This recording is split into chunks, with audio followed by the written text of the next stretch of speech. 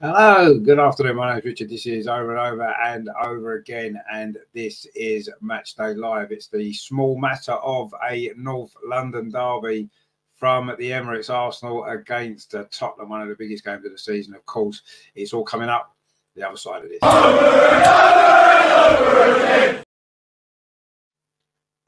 So both teams, of course, as we know, coming into this game unbeaten this season, both with 4 wins and a draw so far from the opening 5 games. So something is going to give today, isn't it? Let's be honest. It is going to be quite a match.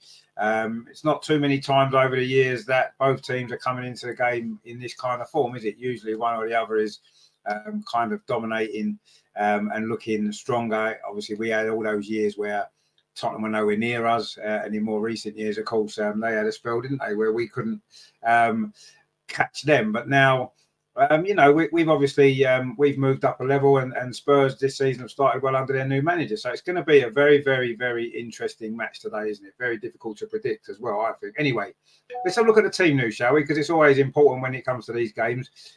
So for Arsenal, then, the debate over the goalkeeper, there wasn't much of a debate for me. You play your strongest goalkeeper, and we've done that. David Raya is in goal. The back four, as expected, Ben White, William Saliba, Gabriel and Alexander Zinchenko. The free midfield, Declan Rice, Martin Odegaard, the captain. And it is Fabio Vieira gets a start in this game, which is good. He's been playing well, hasn't he, this season? Good to see him in the starting lineup. And then in the front three, slight surprise. Bukayo Saka and Gabriel Jesus are not a surprise. But Eddie Nketiah starts as well. It looks like he may well be starting on the left, perhaps. Or maybe Gabriel Jesus will move over to the left at times. Them two will probably switch. No Trossard today. I don't know if it's an injury or an illness issue, but he's not even in the squad. On the bench then for Arsenal, Aaron Ramsdale, Jacob Kiwior, Cedric Suarez, Takahiro Tomiyasu, Jorginho, Mohamed El Neni, Reece Nelson, Emil Smith-Rowe and Kai Havertz. So that is the Arsenal lineup for Tottenham. Then in goal, it is the Italian Guillermo Vicario. They have defences Pedro Porro, Christian Romero, Mickey Van der Ven and Destiny Doggy. In midfield, it is Papa Matar Sarr, Yves Bissouma and James Maddison, and their front three, Dejan Kulusevski, Son Heung-min, the captain, and their new signing, Brennan Johnson. On the bench for them for Tottenham today, Fraser Forster, the goalkeeper, Emerson Royale, Eric Dyer, Ben Davies, Oliver Skipp, Pierre-Emile Højbjerg, Richarlison, Manor Solomon and Elijah Village. And that is the teams then for this game. What are we thinking then? What are we thinking of the Arsenal lineup? Obviously, Trossard's not available today for whatever reason. We're not really sure yet. I haven't heard exactly why, but he's not even in the squad. So Eddie Nketiah comes in to the Martinelli position because, of course, he's injured, as we know. Kai Havertz maybe could have played there. Perhaps a better position for him than where he's been playing. So that's a bit of a strange one, isn't it? But anyway, we'll go with what we've got. It's not a bad side, is it? Steve's in the chat there. He says, is Trossard out? Yes, he is. I don't know why. He's not in the squad at all, is he? So he is definitely out. Nathan's here, my friend. Hope you well. He says, hi, Rich and everyone in the chat. Score prediction. Yeah, we'll give a score predictions in a minute. Steve says, with Martinelli and Trossard out, 2-1 to Arsenal. Nathan's gone 2-1 as well. Yeah, it's difficult to predict this game, isn't it? Because, Tottenham have started the season well, but as we know, it's a new manager. He won't have experienced a North London derby before. I don't know. They're playing well, aren't they? There's no doubt about that. I don't know. These games quite often finish in a draw, don't they? There's been a lot of draws in the North London derby over the years. But Tottenham have got a terrible record at the Emirates. So, yeah, I'm kind of thinking a 2-1 as well, maybe. We might just sneak it. I think it's going to be a very, very tight game, a very difficult game. And we are going to have to be at our best to be able to win. We're going to have to play similar to how we did against PSV during the week. But obviously, Tottenham are going to set up completely different to how PSV did, aren't they? So it's going to be a tricky one, isn't it, to predict? But yeah, obviously, I want Arsenal to win. It's Tottenham, isn't it? We've got to win, haven't we? But yeah, I think it's going to be a very, very difficult game. I think Tottenham look as though they've set up with 4 at the back and 2 protecting them in front, and then to allow their the talent that they've got in the front line. They've got talent. There's no doubt about that. Whatever we think of Tottenham, you've got to say Heung-min Son's a very good player. Dejan Kulusevski is a good player as well. James Maddison, we know what quality he's got, and of course Brennan Johnson, who can score goals. So that's how Tottenham are going to set up, aren't they? They're going to try to contain us, deny us the space that we need to play, get in our faces, I'm sure, and then look to be dangerous on a counter attack. I say with that quality that they've got, we've got to find a way to break them down. In the in the Premier League this season, we've struggled a bit, haven't we, with teams that, particularly the teams that have come to the Emirates, they've sat deep, and generally we found it difficult, haven't we? It took 2 late goals against Manchester United to get the win, didn't it? Nottingham Forest caused us issues as well.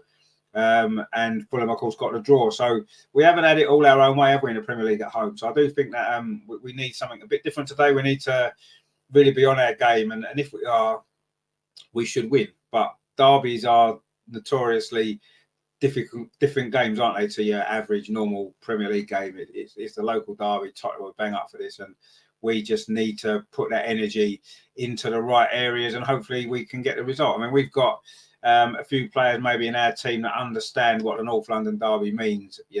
Players that, Eddie Nketiah, obviously, Bukayo Saka, these guys that grew up in the team at the club and understand what a North London derby is. Tottenham don't really have any, do they, in their side? So maybe that gives us a slight advantage as well, but we'll see. Steve says there, couldn't handle an Aussie manager beating Arsenal. Please, not any game bar. Yeah, I mean, it must be strange actually seeing an Australian. Obviously, not many Australians have come to the Premier League, have they, to play, let alone manage as well. So, and he's made a good start, hasn't he? We can't deny that. As much as we don't want Spurs to do well, you've got to say that he's come in. They've lost Harry Kane, who's been their main attacking player for so long. And they've started the season really well, so you've got to give him credit for that, haven't you? But let's see. It's early days, isn't it? Of course, we know that. So it's not like we're halfway through the season and they're doing this well. Let's see how they get on. Later on when things are more difficult. It is more difficult, isn't it? Later on in the season. Does anyone know what channel this game's on? By the way, is it on Sky? Because I can't find it on Sky. And if it is, what channel on Sky is it on? Does anybody know? Because I can't find it at the minute. It's not on Sky Main Event because they've got golf on by the look of it. Does anybody know what channel it's on? It's not on Sky Sports Football because they've got. Hang on, is it on Sky Sports Football? Let's have a look. I don't know. It might be. There's a game just finishing actually. Stoke against somebody or other from the Championship. Stoke against Hull just finished. Is it? It's just about to finish. Is that what is? Sky Premier League. Nathan says Sky Premier League. Right. Okay. Let's find Sky Premier League. Sky Premier League. Here we are. There we go. Look at that. Brilliant. Thanks, mate. We've got it now. Sky Premier League it's on. So anybody who wants to watch it, it's on Sky Premier League. I've just found it, which is cool, isn't it? It's just we're about 5 minutes from kickoff, so the teams will be coming out. There's a bit of a flag show going on at the Emirates. Red and white flags, building up this North London derby atmosphere, which is usually red hot anyway, isn't it? It doesn't normally need a lot of stoking up, does it, the atmosphere for these games? So let's see, the players are in the tunnel area at the Emirates. Those who've done an Emirates tour, have been in there before. You know what that's like. It's really good, isn't it? So Tottenham sits second with 13 points. They've got a +8 goal difference. Arsenal fourth with 13 points as well, but only a +5 goal difference. So that is what's happened there. Liverpool sitting between us, actually, don't they, in third place. And of course, we're both 5 points behind Manchester City after their win again yesterday. So Man City will probably be hoping for a draw, won't they? Give them a big advantage. But let's see what happens. Still very early in the season, of course. And although Man City are looking pretty strong, lots of things can happen. They've got, as we know, they've got Rodri missing now for 3 games. Having got a red card yesterday, don't they? And one of those games is going to be missing against us coming up, isn't it? So anyway, the teams are coming out, of course. Arsenal in their traditional red shirts, white sleeves, white shorts and white socks. Tottenham will be in their traditional colours as well. White shirts, of course, dark blue shorts and dark blue socks. Don't need much introduction, do they? The team colours for an Arsenal and Spurs match. I'm quite glad that we don't experiment with third kits and stuff, either team in these games. It should be the traditional colour, shouldn't it? That's what it's all about. Arsenal and Tottenham are coming out onto the field here at the Emirates. There's a good flag waving going on behind the goal there to our right-hand side of the clock end. And of course, the Mikel Arteta flag. And we are going to get prepared for this massive game. It is a massive game, isn't it? What are we making of the team lineup? I'm not, obviously with Trossard out for whatever reason, injury, illness, whatever it might be, there was always going to be a place in the team on that left-hand side. Emil Smith-Rowe, of course, could play there. We know he can play there, but he's not in favour, is he, with Mikel Arteta? Kai Havertz can play there as well, and we know he's not really settled in the team properly yet, and he's been left out. So he's going with Eddie Nketiah. But I think Eddie Nketiah and Jesus will probably switch. I think one will go inside and one will go left, and then they'll switch again. And that's probably how we'll play it today, I would imagine. But we'll see. Other than that, there's not too many surprises, is there? Fabio Vieira obviously getting a nod over Kai Havertz in the midfield. Not really a surprise. He's been playing well, hasn't he, Fabio Vieira? He probably deserves this opportunity in a big game to go out here and show exactly what he can do. And of course, get the fans really on his side if he scores a goal again in the North London derby and stuff like that. It's always a big moment, isn't it? Especially for a lad who's come through the Arsenal academy. So it looks like Nketiah is playing as the number 9, and Gabriel Jesus is going to be on that left-hand side. But I'm expecting them to interchange a little bit anyway as the game goes on. Tottenham look as though they've got the 4 at the back and 2 sitting, so we know how they're gonna approach this game, and we shouldn't be surprised by that anyway, should we? Because that's the right approach, isn't it, for them coming to the Emirates where they've got such a bad record. They've got some new players, Pedro Porro, Mickey van der Ven, not really seen too much of them. Destiny Adoji, I think his destiny is to be on a losing side today, but we'll see. Mark, season he says, here we go. The only game of the season I don't sleep before. To be honest with you, I mean, I've been kind of thinking about this quite a lot because, when I was young growing up, you go to Highbury and you're programmed, aren't you, to dislike Tottenham, the fans, the singing the songs, all this kind of stuff. And from the very first game I ever went to, that was what was kind of drummed into you almost. And the more I think about it, I'm thinking, why do we hate? I know exactly why they hate us. The historic meaning behind us moving into North London and taking into their territory, all that kind of stuff. I totally get that, and the fact that we've gone on and been so much more successful over the years. Of course, they're going to hate us, aren't they? Out of bitterness and jealousy. I don't understand why we hate them, other than the fact that they're not a very nice club. But then lots of clubs aren't either, are they? So I've never quite understood why we have to feel the same way that they do about us. I totally understand why they hate us, and fair enough. You know what I mean? But they've always been. Even when I first started going to watch Arsenal, Tottenham were quite good. They won FA Cups, and they're Glenn Hoddle and Ozzy Ardiles, and they're a good side. But I've never really looked on them as being rivals to us, because they've never really rivaled us for anything much, have they? In more recent years, we've battled for the top 4 of them or whatever. But when it comes to winning big trophies, they've never been a rival of ours. And I look on them as a bit of an irrelevance. Obviously, we can't have them beating us, because that gives them that little thing to come back at us with, doesn't it? Especially winning at the Emirates. So we have to win the game, but I certainly don't understand all this hater stuff. I don't really give a shit about Tottenham, if I'm honest with you. They're just an irrelevance. But we just have to beat them, because that's the way it is. Nathan said it's a pretty attacking lineup from Spurs. Now, they've got a lot of attacking players, they have, but they've also got 6. It's almost like a 6-4 formation, isn't it? A very strange kind of. They've got a lot of attacking players, but also a lot of defensive players as well. It's just maybe. Excuse me. It's just maybe the way that they've been playing. I've not watched too much of them. I've watched the highlights, and I watched one of their games. I can't remember which one it was now.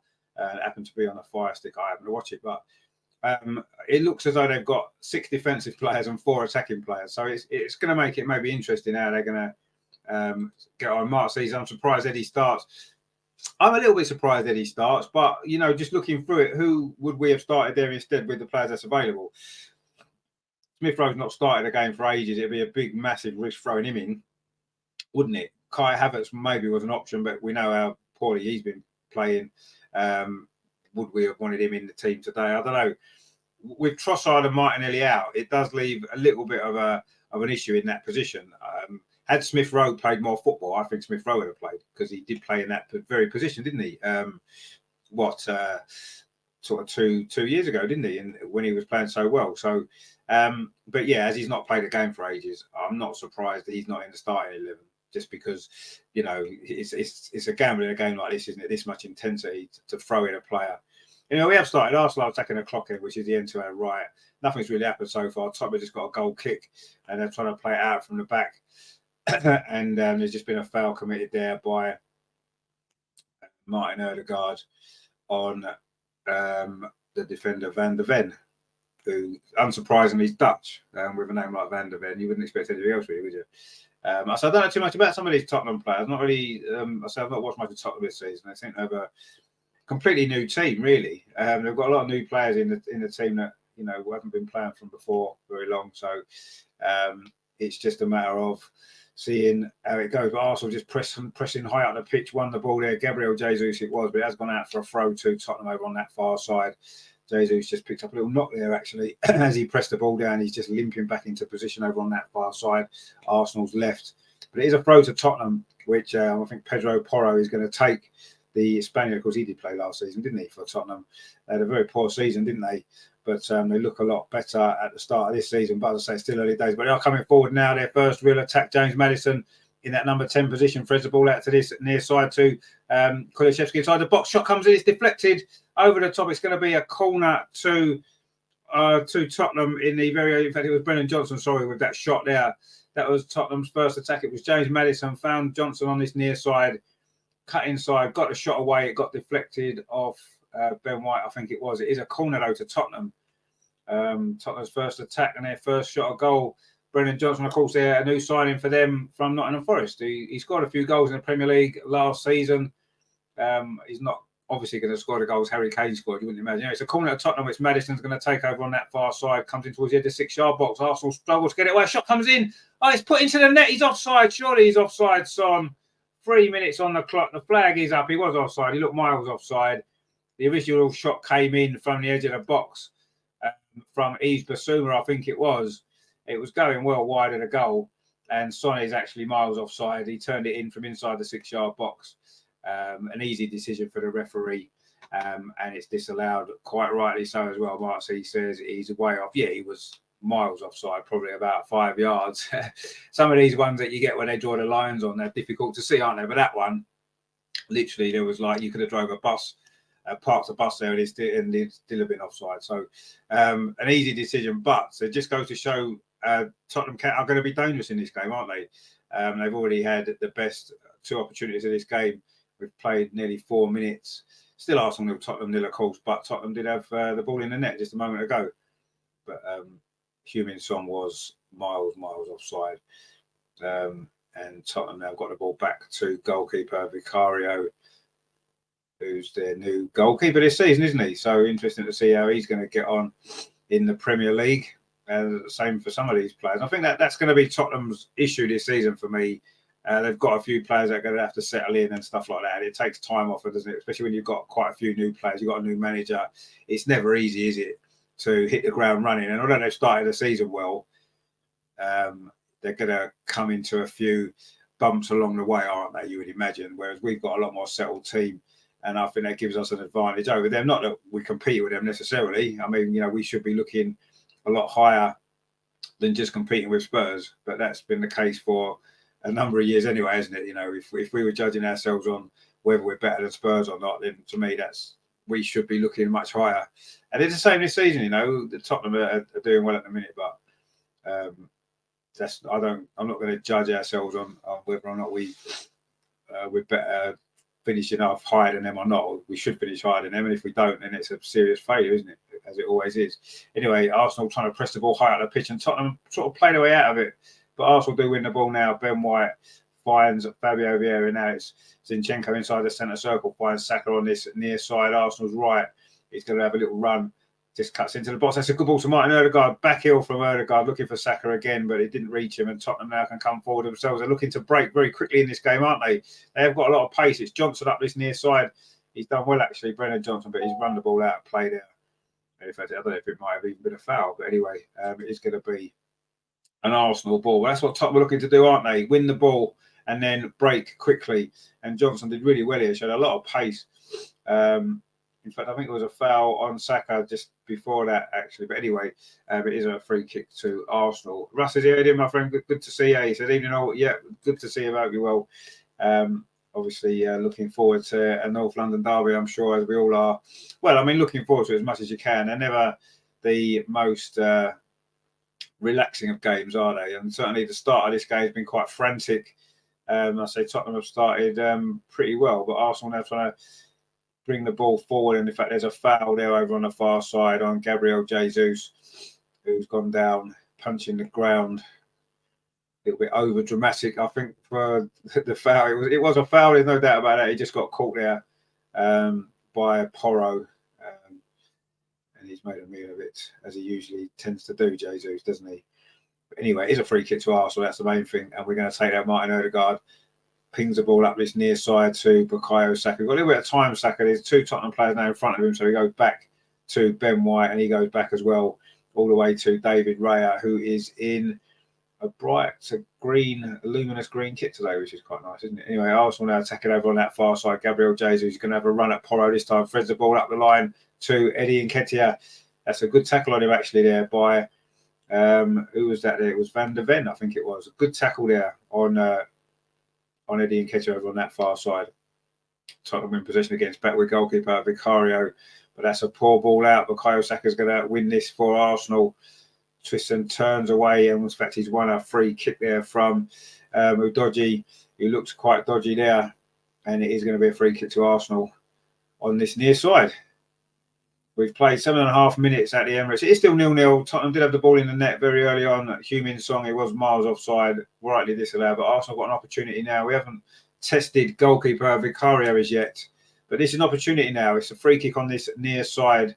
It's only about, 4 or 5 yards from this near touchline. Martin Odegaard is going to swing this in with that left foot of his. Nathan says they're going off that. I would try to press the keeper. Yeah, I mean, I think we've tried to press them high up the pitch, and they've managed to get away with it so far. But that wasn't a great ball out there by the keeper under pressure, was it? Anyway, this free kick now, it's over on this near side. Martin Odegaard going to swing it in with his left foot. He does towards the edge of the 6-yard box. Tottenham don't really deal with it particularly convincingly. Saka's got the ball again. Is that going to be a corner to Arsenal? Not quite sure what the referee's given here. Is it a goal kick? I think it might be a goal kick. It is a goal kick to Tottenham.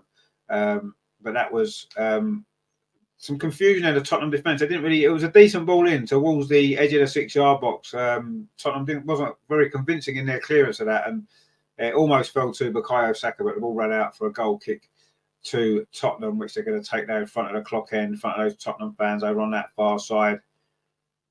Not had enjoyed much success at this stage. In fact, they've only won twice here, Tottenham, at the Emirates, and we moved in 2006, as you know. So. Very, very poor record. They only one Premier League win here, and one was in the League Cup quarter-final, wasn't it, in the Unai Emery season? If you remember, they got that 2-0 victory just a few weeks after we'd beaten them 4-2 in the Premier League. One of the great North London derbies that was, wasn't it, if you remember? That Aubameyang goal and the penalty that he scored in front of the Tottenham fans when they threw stuff at him and all that. So anyway, there could be similar drama today, but let's hope it goes in our favour again. And I say Tottenham's record on this stadium, and in fact, away at Arsenal in general, they've only won twice in the Premier League this fixture away. That was the very first ever Premier League meeting at Highbury, which was in 1993. And one of the reasons for that was it came just a few days before we played in the FA Cup final. So we rested some players, and Tottenham won that game. And so the only other league victory they had was in 2010 when they came back from 2-0 down to win 3-2. And that's the only league victory they've had here at the Emirates. So it's in our favour, the fixture over the years, hasn't it? We've always been the more dominant team at home. We struggled away against Tottenham, haven't we, quite often? Apart from last season, of course, our first win there in the Premier League for a long time, wasn't it?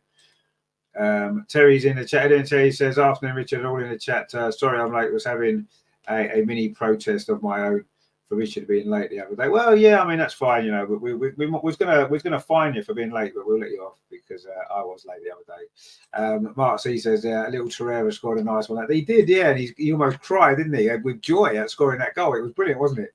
That was one of the great recent North London derbies, wasn't it? One of the real classics of recent years, that one. We all remember that as a brilliant game, wasn't it? And a brilliant victory for Arsenal. You know, up there with those 5-2s. You know, obviously the 5-2s probably just about shade it, don't they? But yeah, that was a fantastic North London derby. And this one so far hasn't really ignited yet, has it? Tottenham giving away a lot of fouls to disrupt our play, and we're trying to press high up the pitch. And Saka's just giving away a foul there actually on Udogie, and it is a free kick. So 11 minutes played. It is still Arsenal 0, Tottenham 0. And there hasn't been too many opportunities in this game so far. Tottenham had a shot from Brennan Johnson, which was deflected over for a corner, which eventually led to Son putting the ball in the net, but he was miles offside, and Arsenal haven't really created anything yet. Anyway, Kulusevski, the Swede, bursting forward over on that far side. He's a very good player, isn't he? You have to say he's had a brilliant impact at Tottenham since he obviously was on loan initially. Now it's a permanent transfer. He's a very good player. Kulusevski, he done well there. Tottenham in possession again. They look quite comfortable on the ball, Tottenham, don't they? Knocking it around well over on that far side, and they keep in possession. Arsenal trying to close down those spaces. James Maddison just touches it off to Yves Bissouma. A player that, of course, Arsenal were interested in, wasn't they? Last summer, when he ended up going to Tottenham, there was a lot of talk at the time, wasn't there, of Arsenal potentially buying him. But, you know, obviously we wanted a player in that position, and we've got, of course, a better one now in Declan Rice, haven't we? So, yeah, but... there was quite a lot of talk about that at the time, wasn't there, with Yves Bissouma? Anyway, Tottenham are attacking over on that far side. It was Sarr there. And was that a free kick? Referee says no, and Arsenal win back possession.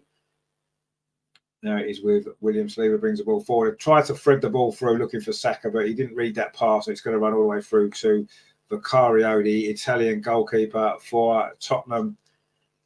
James Maddison there, just limping slightly there after that challenge on him in midfield. But he looks like he's going to be okay at Tottenham now, trying to come forward again over on this near side. That's a nice play, actually. Yves Bissouma now. Martin Odegaard just takes the ball off him. And now Fabio Vieira got an opportunity to come forward. Martin Odegaard now, he's got Saka on this near side. But Bukayo Saka's got a good scoring record in this fixture. Is he going to get himself a goal today? Twisting and turning inside the box. Chips the ball to the far post. Round the back. Shot comes in. Oh, it's right across the goal. It was Jesus. Not sure if the goalkeeper saved that. Anyway, Tottenham haven't cleared it yet. Saka still in possession inside the box. Plays it back looking for Ben White, but it goes beyond him. William Saliba steps in, and Tottenham do now manage to win possession back. That was a first opportunity for Arsenal there. And there's a foul given away there by Ben White, right in front of the linesman over on this near side.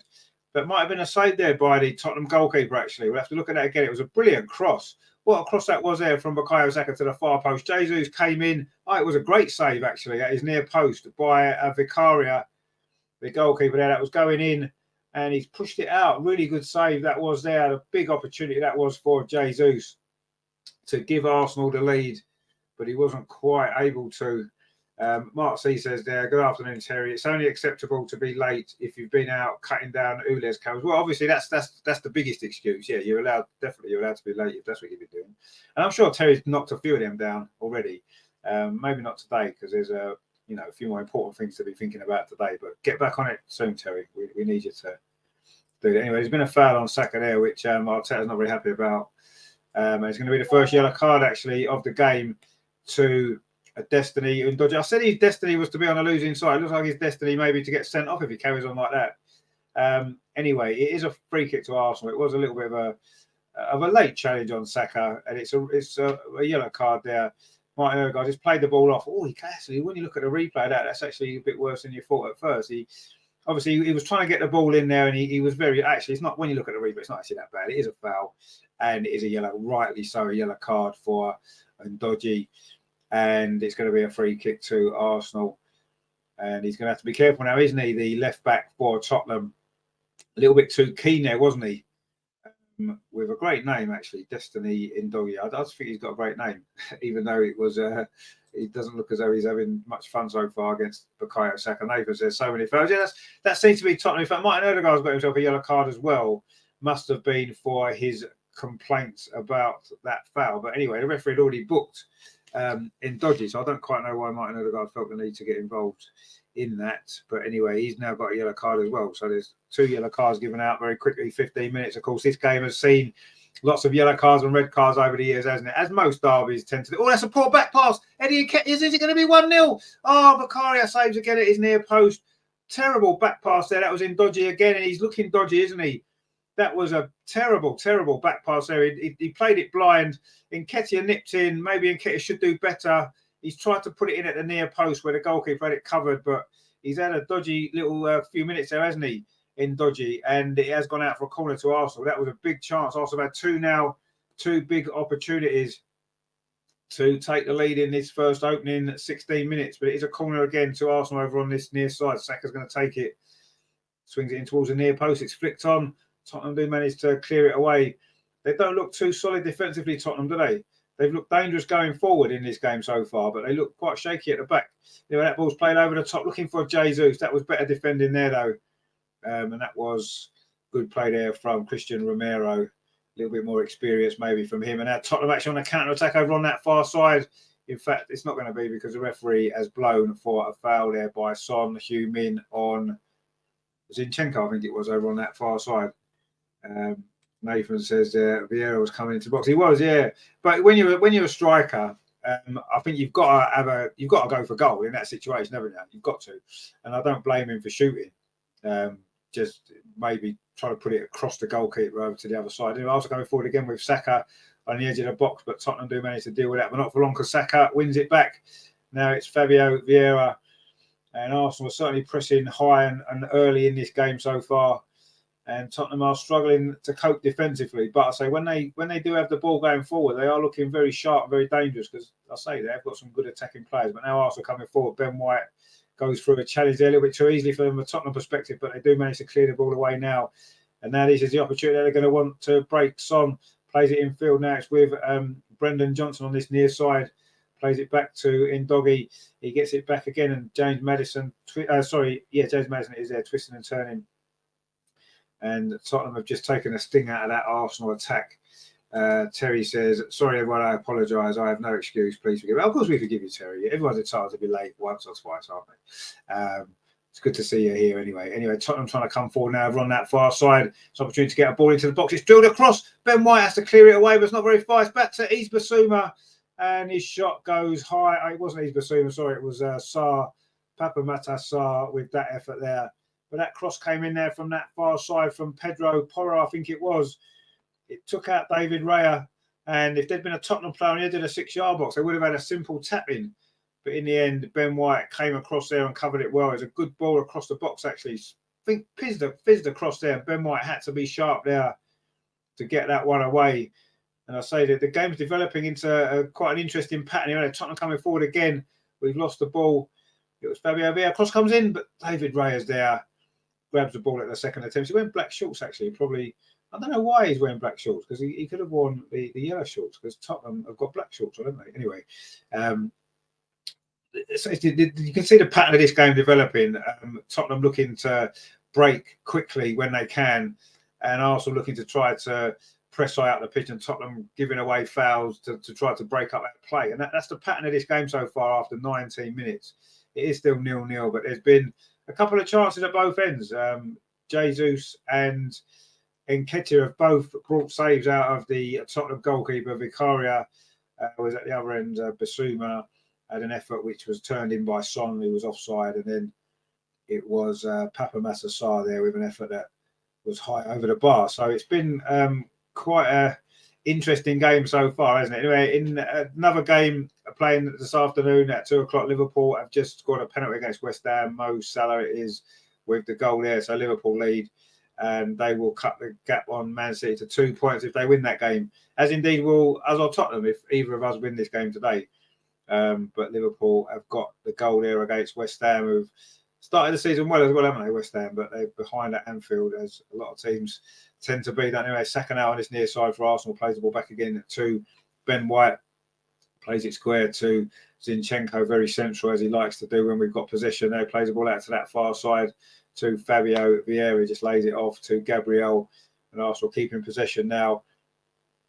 Just a little bit of the frantic nature of the game just died down slightly in the last couple of minutes. But Martin Odegaard now on his near side, can he get a cross in? No, he can't. He couldn't quite get the ball under control, and Dodgy there took it off him, and now he's coming forward. He's settled down a bit now after that dodgy little spell he had. Was Brennan Johnson offside? Son Heung-min offside. He was. Good defensive line from Arsenal. Very high up the pitch there, catching Son offside. It's going to be a free kick to Arsenal. And Postecoglou there in his suit, looking rather smart. I don't think there's been any other Australian managers in the Premier League, actually. I can't think of any off the top of my head, so I'm guessing probably not. But anyway, he is certainly an Australian manager in the Premier League now, isn't he? And he's doing a decent job so far for Tottenham, isn't he? So very early on in his Tottenham career. Anyway, Arsenal coming forward again. It was another foul by Tottenham, but Arsenal keep the ball. So referee, Rob Jones, Let's play go on. Zinchenko now very central again, plays out to that far side. Gabriel Jesus faced by two Tottenham defenders, Proro and Kulishevsky, and keeps possession, just goes back. And now it's back inside the centre circle to William Saliba. Plays the ball up reaching near. So all that was a wild ball there. Saka had no chance with that. It's gone out for a throw to Tottenham. We've played at 21.5 minutes. So we're getting down towards the halfway point in this first half, haven't we? It's been an interesting game. There's been some chances at both ends, but we're still waiting for the opening goal in this game. And there's been 2 yellow cards as well, one for each team. Martin Odegaard for Arsenal and Destiny and Dodgy for Tottenham in an incident a few moments ago where it was a late foul actually on Saka. Anyway, Arsenal committed a foul this time. Martin Odegaard on James Maddison. And he plays a free kick back to goalkeeper Vicarius. Made two saves in his first 20 minutes here. And Tottenham now trying to break forward themselves, but that's a poor bit of play there by Sarr, and Jesus picks the ball up over on that far side. But he maybe did a little bit too much there. Sarr sort of made up for his mistake there, but the ball's gone out for a throw to Arsenal in front of those Tottenham fans over on that far side. At the clock end, it's going to be Zinchenko to take it. Throws it into the box. Nice touch from Jesus, looking for Eddie Nketiah, but Tottenham managed to clear it away, and that's with Son. And again, Tottenham looking to launch a quick counter-attack. It's Kulishevsky now right over on that far touchline for Tottenham. Plays the ball inside to James Maddison, twisting and turning away, but he maybe did a little bit too much there. Was he fouled? He was fouled. The referee's given a free kick. I think it was it Fabio Vieira that's fouled him? And Vieira's gone down. It looks like he was maybe caught there by James Maddison with a trailing arm in the face after he fouled him. Anyway, it is a free kick to Tottenham. And we are now halfway point in this first half. So he says that Odegaard getting pushed off the ball too easily for me. We need to start getting stuck in. Yeah, I mean, a little bit, but that's been a criticism of Martin Odegaard previously for me. He can be bullied, can't he? He's a very, very skillful player. We know that, but he can be bullied. Nathan says these fouls are getting on my nerves. Yeah, it doesn't help the game, does it? I know it's a derby coming, yeah, but that tends to be the nature of derby, especially with the team that's away from home. They're trying to unsettle us, aren't they? Stop us playing. But they've got a free kick now, Tottenham, which James Maddison is over. We know how dangerous he can be from set pieces. He's not going to shoot from here. It's midway inside at the Arsenal half, but it's an opportunity to get a dangerous ball into that box, isn't it? And Maddison just chipped the ball. It is a dangerous ball. It's a good header away, but not very far. A lashing shot there from... again, that was Sarr, actually, but the ball gets come all the way over to the far side to Kulishevsky, who's kept it in well. It's back with James Maddison. Another dangerous ball, though, from Maddison. I'm sure he's going to get back in that England squad if he carries on the form that he's shown so far this season for Tottenham, but we'll see. I think he's only got about 6 or 7 caps, hasn't he, for England? Surprisingly, he hasn't got a few more. Very talented player. Anyway, Tottenham coming forward again. Well, that's a nice turn, actually, there. From Indoji, looks to be slightly better going forward than he is defensively. But anyway, Arsenal do win the ball back, and now we can try and launch a counter attack of our own. Martin Odegaard there loses the ball again, and Tottenham coming forward, looking dangerous. It is Kulishevsky over on that far side, but he did a little bit too much. Zinchenko took the ball off him, and now Zinchenko's brought it forward for Arsenal. There's 2 or 3 players ahead of him. Martin Odegaard now he's got Saka on this near side.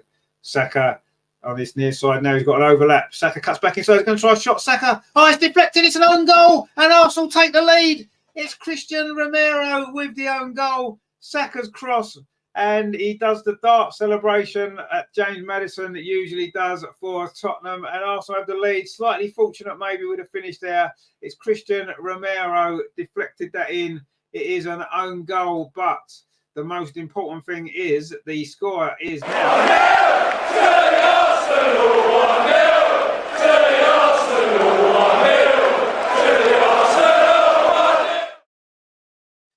I'm not sure Bukayo Saka is going to get credited with that goal because I don't think it was on target, his effort. But anyway, he's got it over on that far side. The near side, right, cuts inside.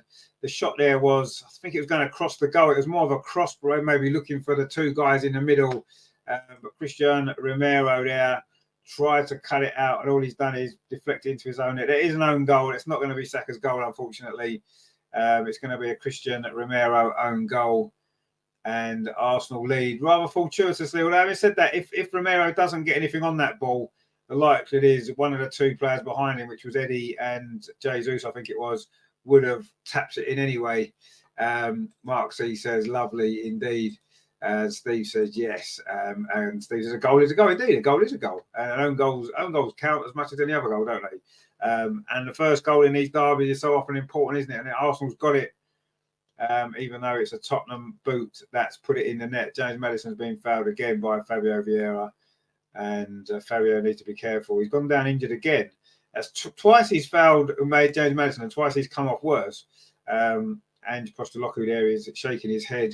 He's got no right to do that, has he? When Tottenham have done nothing but foul us for the first 25 minutes of this game. Anyway, it is a free. It's going to be a free kick to Tottenham when Fabio Vieira gets some treatment potentially. And they're just going to show the goal again. Saka on this near side. That's what Saka always does, doesn't he? Cuts inside. He did it well there. I mean, maybe that was on target. Maybe they will give that to Saka, but the deflections made the massive difference there. I mean, if anything should be an own goal, it's this one, because although the shot may well have been on target, I'm not sure if it was or not. No, I don't think it was. I think it was going across the goal. It will be an own goal. Who cares? It is a goal to Arsenal. Mark C says there, Fabio needs to get down the gym and put a stone in muscle. Yeah, he does. He's committing fouls and then he's coming off injured because, maybe that's the reason. But yeah, I mean, he's been playing well this season, hasn't he? So we're not going to criticise him too much. But that's twice now he's committed a foul and he's actually come off worse. So he needs to be careful, doesn't he? Anyway, he's going to be a free kick to Tottenham. Fabio is just getting back to his feet again, limping away. He does look as though he does look weak, doesn't he? Just because of his build. But he's certainly been playing well. Anyway, Arsenal lead 1-0 in the derby, and it's an own goal. There's been a few own goals in this fixture down the years, hasn't there? And there's another one today. Fabio's going up over on that far side, having received some treatment. He will obviously come straight back on again very shortly, but it is going to be a free kick to Tottenham. Again, this is inside their own half, so it's not a particularly dangerous free kick. In fact, they've taken it already, and they're trying to come forward now over on that far side, Tottenham. They might have to change their approach a little bit now, having gone behind. They might have to open up a little bit, and that may well suit us, of course. Anyway, Yves Bissouma now in possession for Tottenham. I'm sure they won't make any drastic changes yet. The idea you've got to keep yourself in the game, haven't you? And that's what they'll be looking at doing. But they are coming forward now over on that far side. Kulusevski fires. Porro gets it back again. Kulusevski, good defensive play that was there from Gabriel Jesus. Wins the ball now, brings it forward for Arsenal. Actually, we almost did too much there, but he was tackled. But Zinchenko was behind him. And now Fabio Vieira over on that far side is looking to bring the ball forward for Arsenal, but he's held up and just finds Declan Rice. I've not really mentioned Declan Rice much yet because he's not really had to do a lot, Declan Rice, in this game in terms of on the ball. He's not been on the ball much. He's just been sitting in that defence, in that midfield area without really contributing much to the game. Anyways, another score update. Bournemouth are leading 1-0 at Brighton, which is a shock, isn't it? Solanke with that goal after 25 minutes. Anyway, Arsenal coming forward again now. Fabio Vieira on that far side. Can he put a cross in? Jesus is there. Oh, good header away. Just in front of him there it was by Van der Ven. Just as Jesus looked as though he was going to tap that in there or head it into the open net. Great play again by Saka. Found Vieira over on that far side. Jesus made a run to the near post. A decent cross, but it was good defending actually there by the Dutchman. It's going to be another corner though to Arsenal. We played half an hour at the Emirates. It is Arsenal 1, Tottenham 0. That own goal from Christian Romero. But it is a corner to Arsenal again over on this near side, which Bukayo Saka again is going to take. It was his shot that was deflected, not cross, whatever it was. Anyway, this corner comes in, tried to flick on at the near post, but it's a Tottenham head gets it away. And it's going to be another corner. I think that was Sarr there with that header away for Tottenham. But it's another corner to Arsenal again on this near side. And again, it's going to be Bukayo Saka to take it.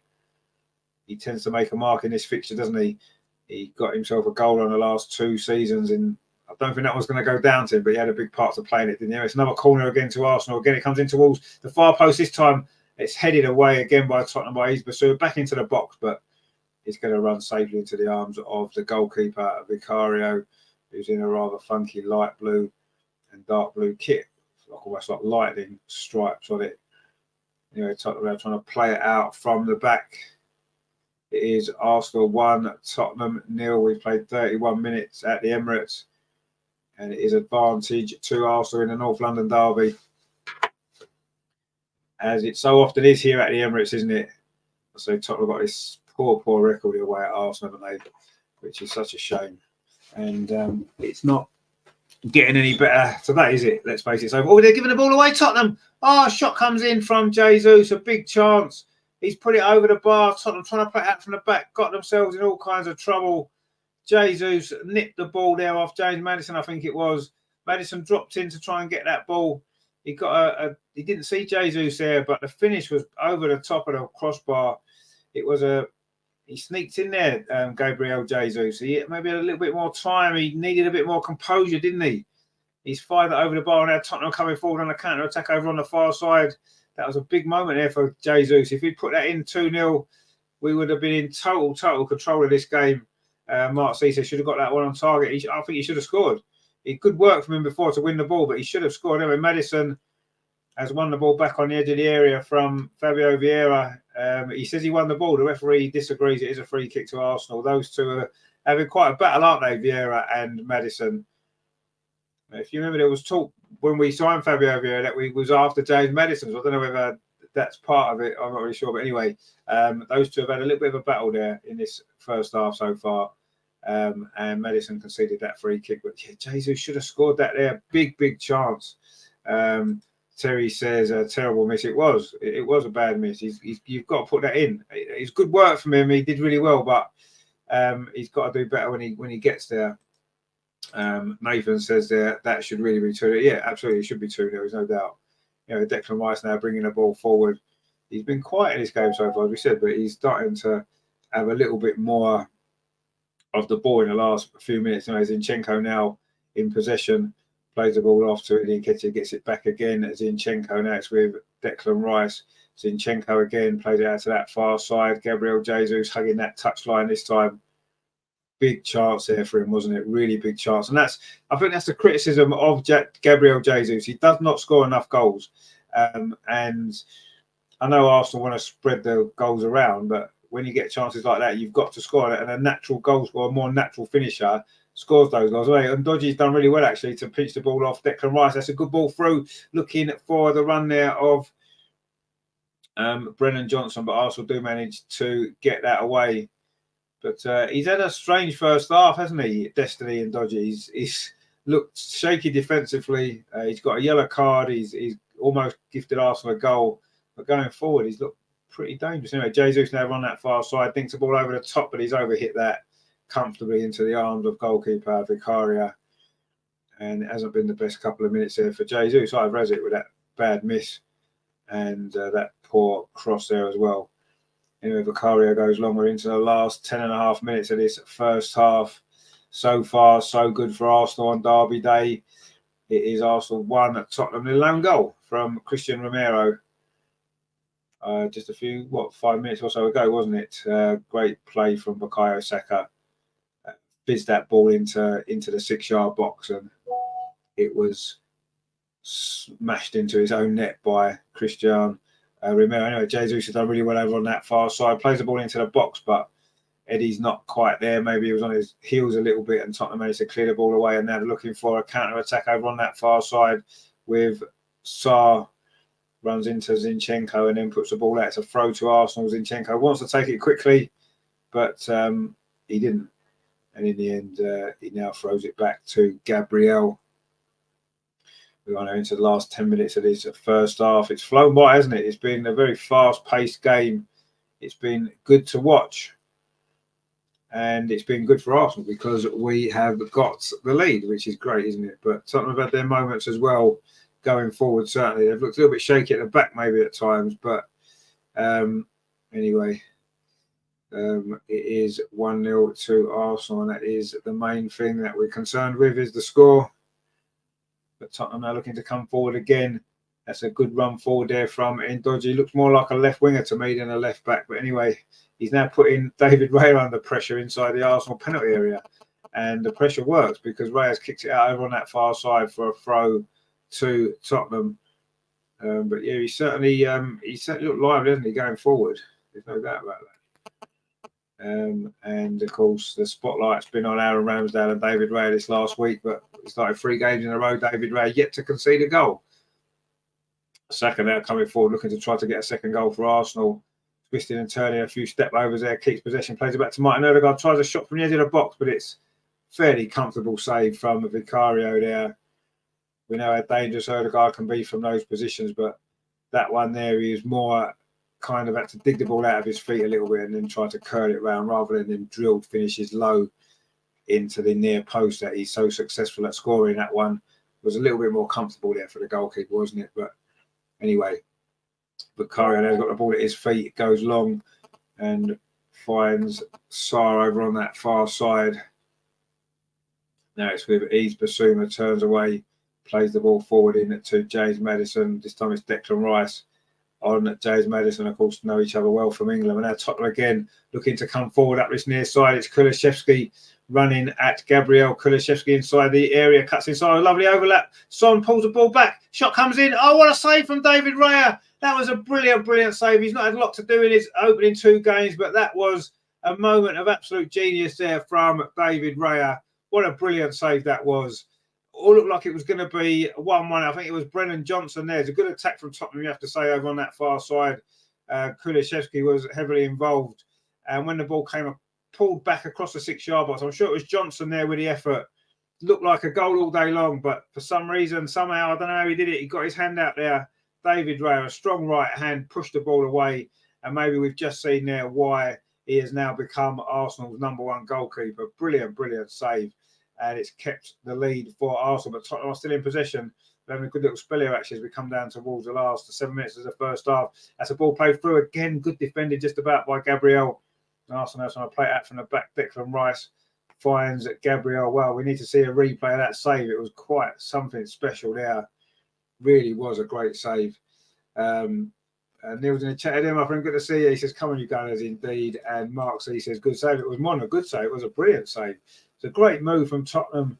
The shot came in, and how's he managed to reach that? Brilliant stuff from the goalkeeper there. It was Brennan Johnson. Yeah, I mean, to be fair, maybe Johnson needs to put that more in the corner.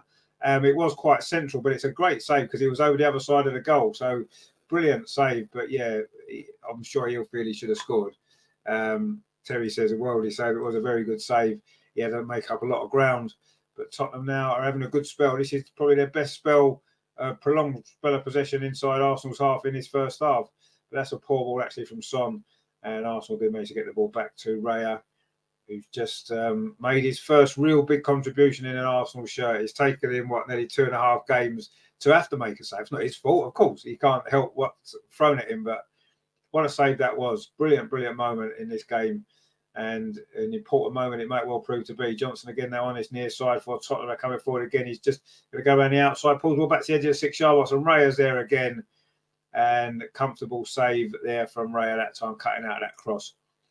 But they're just going to show that other save again. It was a brilliant move from Tottenham, you have to say. Good movement from Johnson actually, but wow, that is one of them saves that you'll see a lot. He's got across the whole of his goal. And he just reached it. Oh, wow. When you see the replay of that is incredible. In Ramsdale giving him a clap there as well on the bench. That's nice to see, isn't it? You know, the 2 rivals for the goalkeeper's shirt and Ramsdale there giving him a standing ovation for that save. And he fully deserved it. It was incredible. Nathan says they're definitely going to need a second goal. Yeah, 100%. Of course we are. I mean, we said before, didn't we? The attacking players that Tottenham have got, they're going to create chances. And they've created a couple already. And that was the biggest chance that they've had. And David Raya showed what he is all about there. That was a fantastic save, wasn't it? Brilliant stuff from the Spaniard there. I'll say his 3rd Arsenal appearance, and he's yet to concede. Oh, Tottenham almost got themselves in trouble. In fact, they still might have done. They've given the ball away.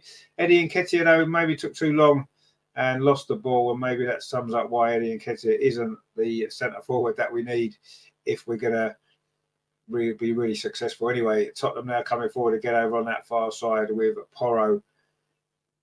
Well, that save is certainly something to remember this first half, isn't it? The goal in that save. Now that ball played forward again. Kulusevski on this near side going to keep this in. Gabriel's come across. The Swede has done well again inside the penalty. Just lays it off over on that far side. Cross comes in. It's a long cross. Oh, it hit the crossbar, did it? It's come down to Johnson again. Another save from Raya. Arsenal hanging on a little bit here as we come down towards half-time. Johnson's had a couple of chances there. Another good save from Raya. And now it's Maddison's got clear, pulls it back. Shot comes in, and Tottenham have scored. It's Son with the goal, and you have to say that was coming in the last couple of minutes there. Tottenham had a spell, didn't they? Raya's made 2 great saves, but he could do nothing about that. The pressure there paid off for Tottenham. It was a neat finish at the near post. Son, who scored a few times against Arsenal in the past, hasn't he, has done it again. The Tottenham fans at the far side are on the clock end, enjoying that moment there. And it is 1-1. It was James Maddison created it with that run to the byline, pulled the ball back. And it is a goal there. Mark C says, we're dallying on the ball too long. Steve says, knew it. Yeah, I mean, it was the first cross. Actually, Raya pulled it out. It came back to Johnson. A good save, actually, again by Raya. But Arsenal never really managed to get the ball clear from that moment. Then James Maddison, he went round Bukayo Saka there a little bit too easily, got to the byline, pulled it back. And Son, that's a neat finish from the edge of the 6-yard box, you have to say. But not great defending from Arsenal. And the goal looked like it was coming, didn't it? The last few minutes there. And it was Maddison there with the assist. And it's gone in off that far post. First goal Reyes conceded. He couldn't do anything about that. Pulled back to the edge of the 6-yard box. And he just flicked a foot out, didn't he? Just got the angle right. It's hit the inside of the post and gone in. And Tottenham are level. Steve says they're too cosy, one up. That's quite. I don't know if we were too cosy. Tottenham just seemed to step it up a little bit, didn't they? Mark C said we had opportunities to smash that away downfield. Yeah, we did. But we wasn't able to get it clear. And we've played, and that's what happens in the Premier League. You know, if you don't clear your lines, this is what can happen because all teams have got quality, and Tottenham have got a lot of quality, haven't they, in that final third? And it was on display there. And it is 1-1. And that big chance that Jesus had when it was 1-0 that he fired over the crossbar. These are the moments, aren't they, in games like this, you know, that prove to be often crucial. Still a long way to go in this game, so it's not. We can't say that it's going to be the defining moment of this game. But if we'd got that in 2-0 up, you do feel as though we would be in a really good position. And now we've got it all to do again because Tottenham looks as though they're set up to come for a draw maybe. And now, having led, we have allowed them to pin us back and peg us back. And it is now Arsenal 1, Tottenham 1. We're into the last minute of normal time at the end of this first half. There won't be a lot of stoppage time, actually, because apart from Fabio Vieira having a little bit of treatment, there hasn't been too many stoppages in this game, has there? It's been really fast-paced, as these games tend to be. And yeah, it's kind of flown by, but we're into the last minute now of this first half. Tottenham bringing the ball forward again with Van der Ven, and now it's with Yves Bissouma. Tottenham just happy to slow it down now. They stepped up the pace for 5 minutes, didn't they?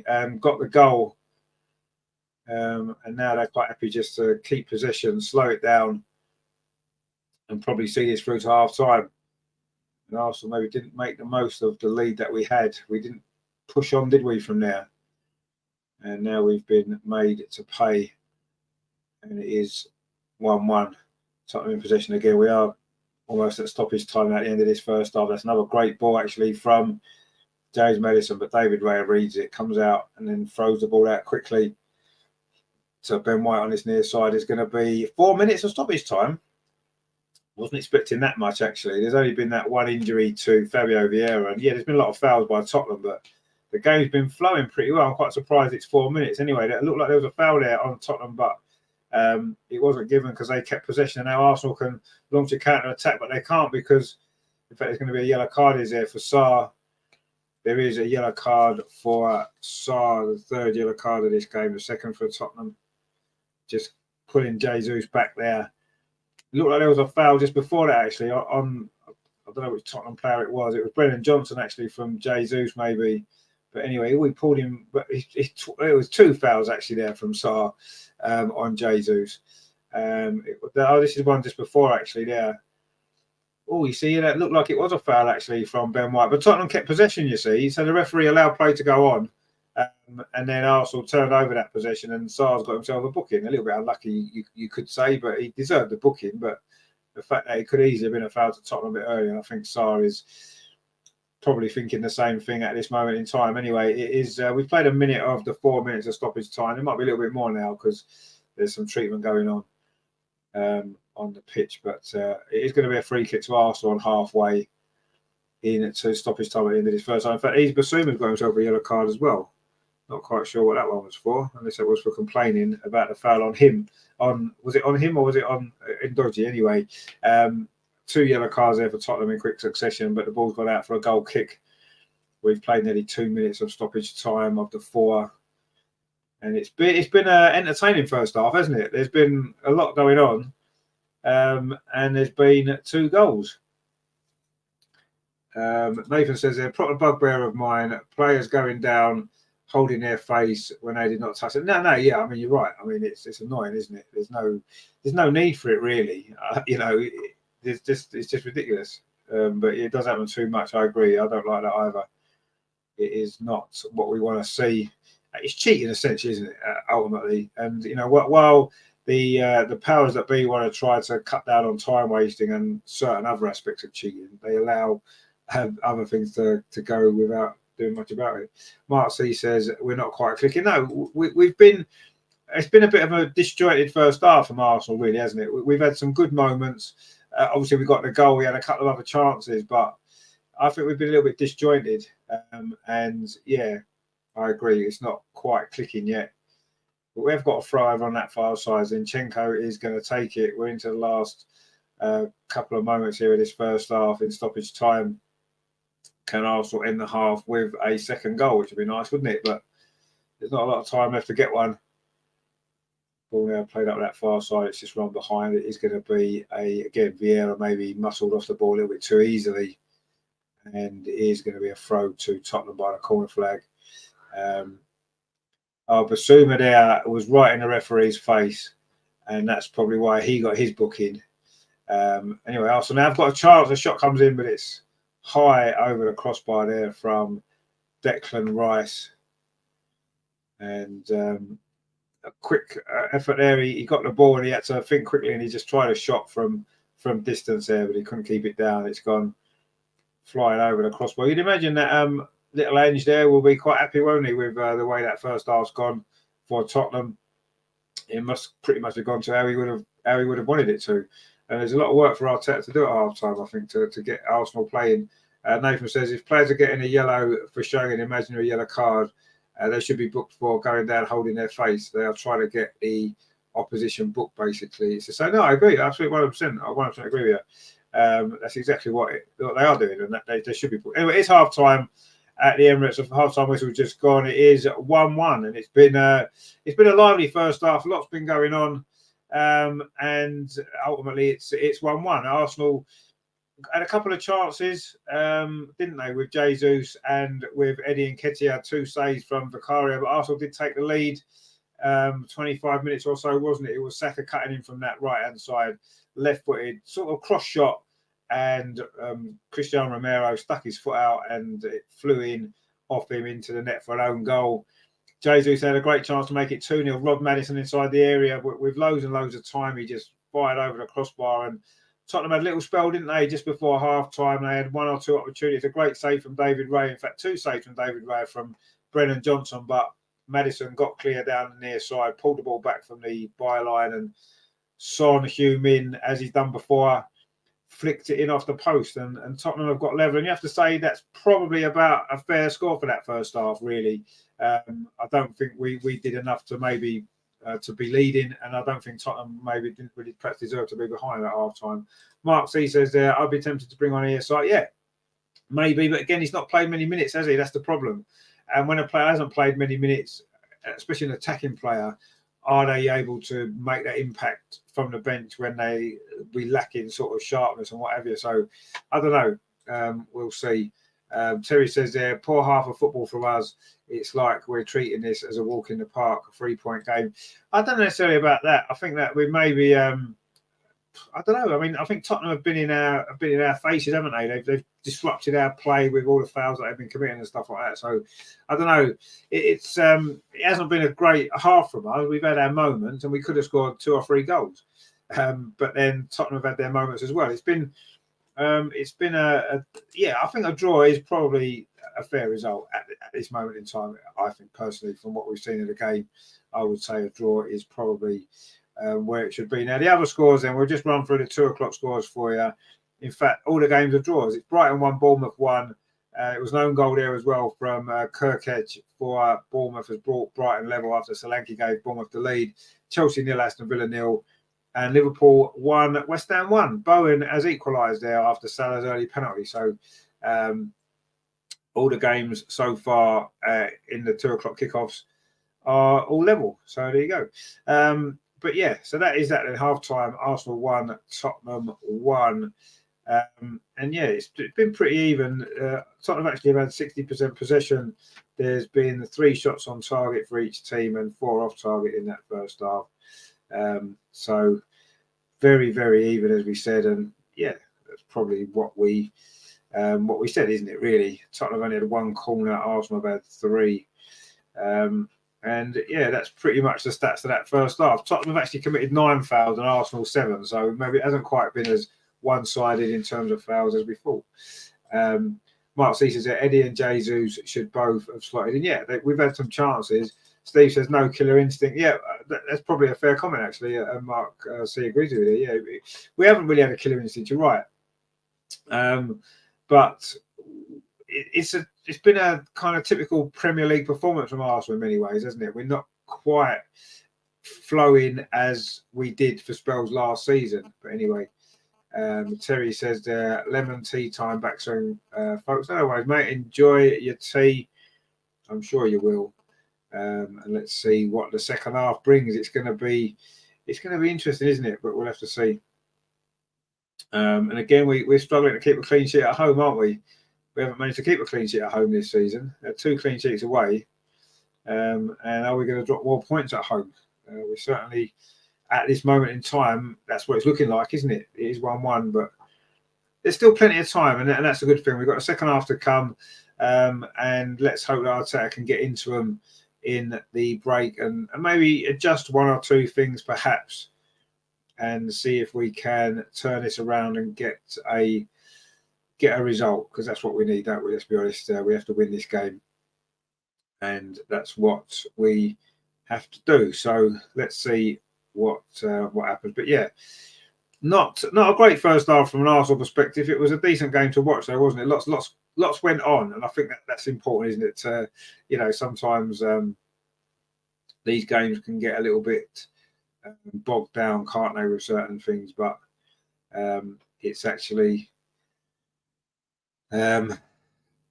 it's been quite an eventful game, hasn't it? Let's be honest. And there's been plenty to talk about at half time, which I'm sure Sky will do, won't they? As they tend to do, don't they? But anyway, it is 1-1 at half time. I'm just showing a goal again. Saka cuts inside, and yeah, it's not going in, is it? It isn't going in at all. It is definitely an own goal. It has been given as an own goal as well. And yeah, came off of Christian Romero's knee and flew into the net there, which is unfortunate, isn't it? So yeah, it is. That was a goal, and I'm just going to show the Tottenham. When we're going to show that save, I don't know. I'm not going to show the goal again. Okay, fair enough.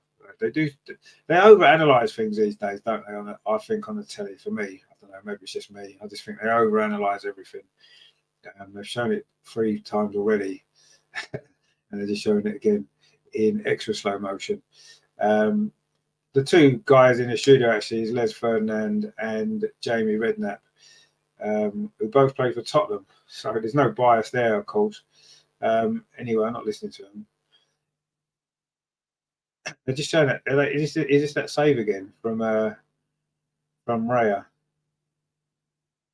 No, this is a Tottenham goal, actually. The first save there, and then see Arsenal don't really clear it, do we? Declan Rice is a poor header, and then Saka, poor defensive play there, allows Maddison to spin past him, and then we were caught out there. 3 Arsenal defenders there, and Son managed to get in between all 3 of them to poke that ball home.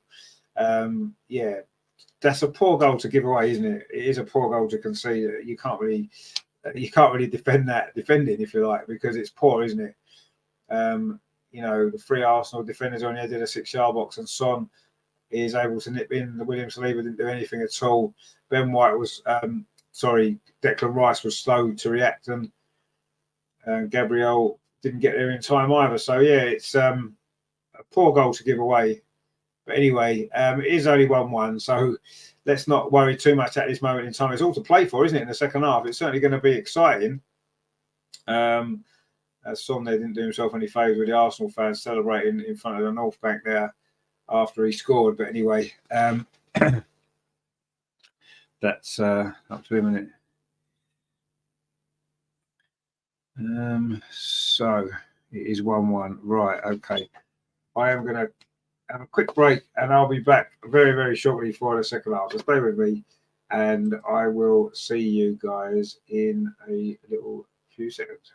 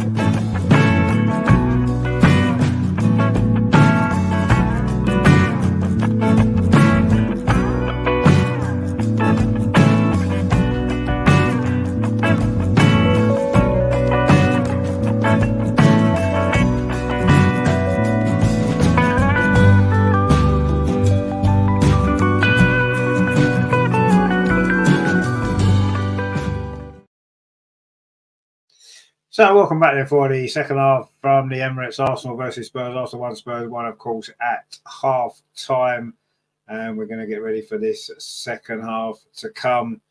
Very all in the balance, isn't it? Marks, he says we had about 7 players in the box. Yeah, we did. And one or two Tottenham players, and one of them got the finish. So yeah, not great defending, was it? But let's see what the second half brings. Is there going to be any changes? I can't see Arteta making too many changes at half time. He doesn't tend to, does he? Unless there's an injury to anybody, which they didn't look as though there was. But yeah, it was not quite the kind of free-flowing Arsenal performance that we would have wanted to have seen. But it is only half time, so there's plenty of time for Arsenal to get this right, get the win that we need. And at the moment, it seems in the Premier League we're having to take a few scrappy wins, aren't we? And maybe that's what it's going to be today. It's just going to be a scrappy little win, and we'll take it all day long, won't we? But we've still got work to do. Nathan says there, nobody got tight enough to Son. No, they didn't. Nobody did get tight enough to Son. And yeah, that is that's a problem, isn't it? I mean, I'm just showing that Jesus miss again. That's a bad miss. I mean, he did really well first of all to pinch the ball off James Maddison, but then when he's there, he showed no composure at all. He just lashed at it, and you just got to show a little bit of composure, haven't you, and pass it into the net there. He has so much time, and they're showing that David Raya save as well from Brendan Johnson, which was an incredible save, wasn't it? Yeah, he didn't put it in the corner enough. He did give him the opportunity, but wow, he's had to come right away across his goal, David Raya. Anyway, the teams are back out for the second half here at the Emirates. Arsenal will be attacking the goal to our left in this second half, which is, of course, at the North Bank. And Tottenham will be attacking the clock in, which, of course, is where their fans are. Arsenal are just coming back out of the tunnel now. Actually, Kai Havertz coming on. Because Kai Havertz is stripped. Kai Havertz is coming on. Who's he coming on for? My feeling is it might well be Fabio Vieira, who took a couple of knocks in that first half. And maybe didn't have the physicality that Kai Havertz does possess. In fact, Jorginho and Havertz is coming on. Wow. 2 changes for Arsenal at half-time. Fabio Vieira is going off and Declan Rice. Declan Rice didn't have any impact at all in that first half, did he? Is he injured? Or someone was saying that he was a doubt for this game due to illness. Is that why? He certainly didn't look at his best, did he, today? And it is Jorginho and Kai Havertz on at half-time. Well, 2 changes. We said that, he doesn't normally make changes at half-time, does he? But I think that certainly one of them, I would say, is enforced, because I don't think Declan Rice was himself, was he, there in that first half? And Fabio Vieira did take a couple of knocks as well, didn't he? So maybe they're the reason. I'm sure we'll find out afterwards. But Arsenal made 2 subs at half-time. Nathan says Havertz. Well, yeah, I mean, if Fabio Vieira was injured, maybe that's why. We'll probably find out a little bit more later. It's going to be Arsenal to kick off this second half, taking the North Bank to our left. And let's see what difference the changes make. Not really so much to the shape of the team necessarily, but Havertz just wins a flick on there with a header, finds Jesus just inside the penalty area. But he can't get past the defender, and it is Porro that just plays it out for a throw to Arsenal. Havertz again in possession. He had a good start, didn't he, to the second half? He just won that header, and now he's just played a nice ball back to Gabriel. Now Zinchenko on this near side flicks the ball inside to Jesus, finds Havertz. Jesus again on this near side, but good defending there actually. And then Havertz trying to get stuck in, but wasn't able to win the ball. It's a goal kick to Tottenham. I think Arteta has clearly said he wants Havertz to be add a more physical presence in that midfield. Terry says that this is why we should have bought Tony in the summer, ready for Jan. Tony ain't missing them chances. Yeah, I mean, he wouldn't have been able to play today anyway. And if we do buy him in January, then at least we've got him when he can play. But yeah, I mean, I would buy him, definitely. Anyway, Kulusevski now on his near side for Tottenham. Just lays the ball back, plays a give and go. He's chasing after it there, but he's just pulled back Gabriel, the Swede. It's going to be a free kick to Arsenal. But you're right. I mean, it's not Tony's not the only striker in the Premier League who would probably score that chance. I think there's a lot of strikers who would. And I think one of them is in the Tottenham team today who has scored a goal. I think he would have scored that opportunity. But it's a strange one because not many strikers would have probably won that ball in that position in the first place, would they, to get that opportunity? So I I don't know, but he's got to score it once he's there. He's got to score it, hasn't he? Let's be honest.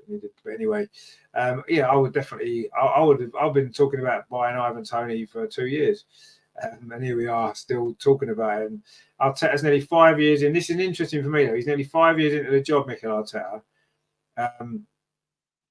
4 years, sorry, not 5 years. He's nearly 4 years into the job, and he's bought one striker, and that's Gabriel Jesus, who he knew from Man City. That's my worry.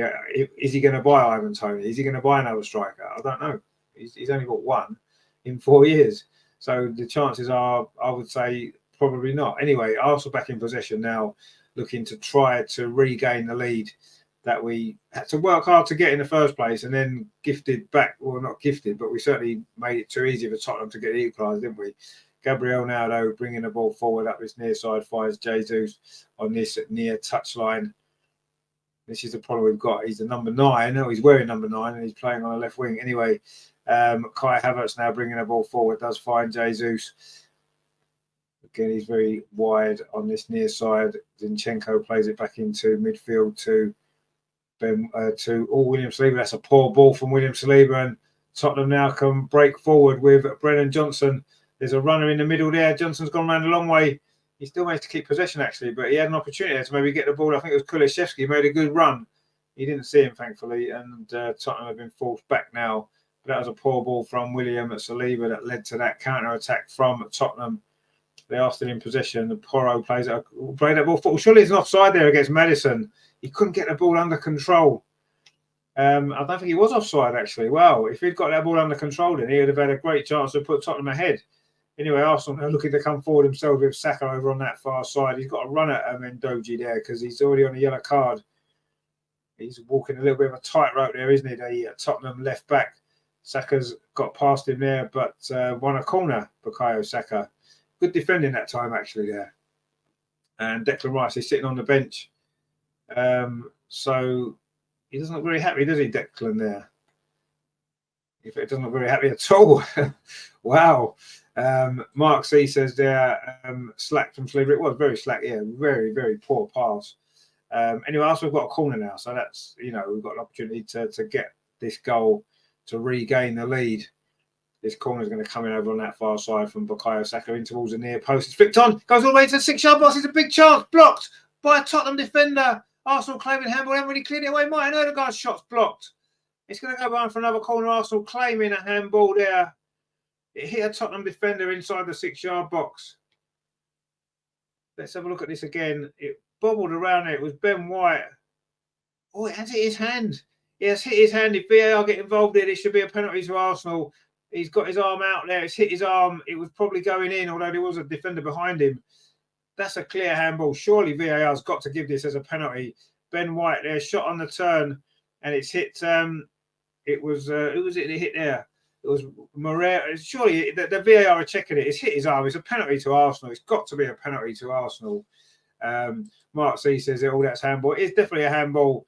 His arm's out on his side, and it's hit his arm. Yes, you've got the proximity issue. Is what, a yard away, but you saw that penalty yesterday that Wolves got. This has got to be given as a penalty. I don't think there can't be any other explanation for this. It's got to be a penalty. Ramirez had a bit of a nightmare, isn't he? He's a known goal, and now he's conceding a penalty by the look of it. Although they're just wondering if maybe there was a foul there in the build-up to that just before. But anyway, it's definitely hit his arm. It's definitely hit his arm. There's no doubt about that. Did Gabriel push the Tottenham defender over in the build-up to that? That could be the only thing that saves Tottenham here, is that it may well have been a foul by Gabriel just before as that corner came in. I think the referee's going to be asked to go to the screen, is he? He is. The referee's been asked to go to the screen. Nathan says it should not take this long. No, it shouldn't. But this is what VAR does, isn't it? VAR always takes this long. Now, for me, there's two issues there. It's clearly a handball and it should be a penalty. But was it a foul by Gabriel as the corner came in? I think that's going to be the key. There's no doubt it's a handball. I mean, if that's all they're going to look at, it's a penalty. If that's all they're going to look at, it's hit his arm and his arm's out like this. So it's a definite penalty. But if they look a little bit earlier into the possible foul by Gabriel just before that, then maybe it won't be. But at the moment, they're just looking at the handball. There's no doubt it's a handball. and there's no doubt that should be given as a penalty. The one yesterday against Wolves shouldn't have been. This one clearly should. Let's see what the referee is going to give. He's surely going to give it, isn't he? Of course he is. He's given a penalty. It is a penalty. There was no other option. Romero knew it as well. You can see by the look on his face, he knew it was a penalty. I agree there with Nathan. Why has it taken so long for that decision to be reached? But anyway, they've reached it. It's the right decision. This is what VAR is for. This is what it should be used for. I don't know what the Tottenham manager there, Ange Postecoglou, is concerned about there. If you've seen the replay, it's clearly handball, mate. What can you say? You can't deny it's not a handball. Who's going to take the penalty? That's quite interesting because Saka didn't take the last one, did he? Having missed one in the community. Was it the community shield? Oh, it's going to be Saka. Erdegaard took the last one, didn't he? But he's given the ball to Saka this time, and it is going to be Saka to take this penalty in front of the North Bank. There's been a few penalties in his fixture down the years, hasn't it? A big moment is for Bukayo Saka. He scored in the last 2 North London derbies at the Emirates. Is he going to make it 3 in a row from the penalty spot? It's against Vicaria, the Tottenham goalkeeper, Bukayo Saka, to give Arsenal the lead again. Can he keep his nerve?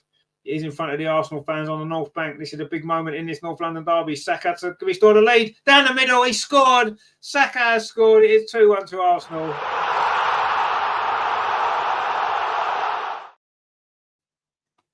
And Vicario tried to put him off there, pointing where he was going to place it. And in the end, he just put it down the middle. The Tottenham goalkeeper dived to his right. In it's gone. Terry says there, Havertz looked like scored one and a great save as well. Steve says, come on, wake up, Gunners. And Terry says, Saka, indeed. And Arsenal have restored the lead. I'm sure Tottenham won't be very happy about it, but it was a clear handball, wasn't it? It was a clear handball. And this time Saka can do his darts celebration because this is his goal. The first one isn't, but this one is. Arsenal do lead 2-1. A good penalty it was, kept his nerve. The goalkeeper dived the way he pointed, actually, funnily enough. And Saka wasn't fooled, just put it straight down the middle. And Arsenal lead 2-1.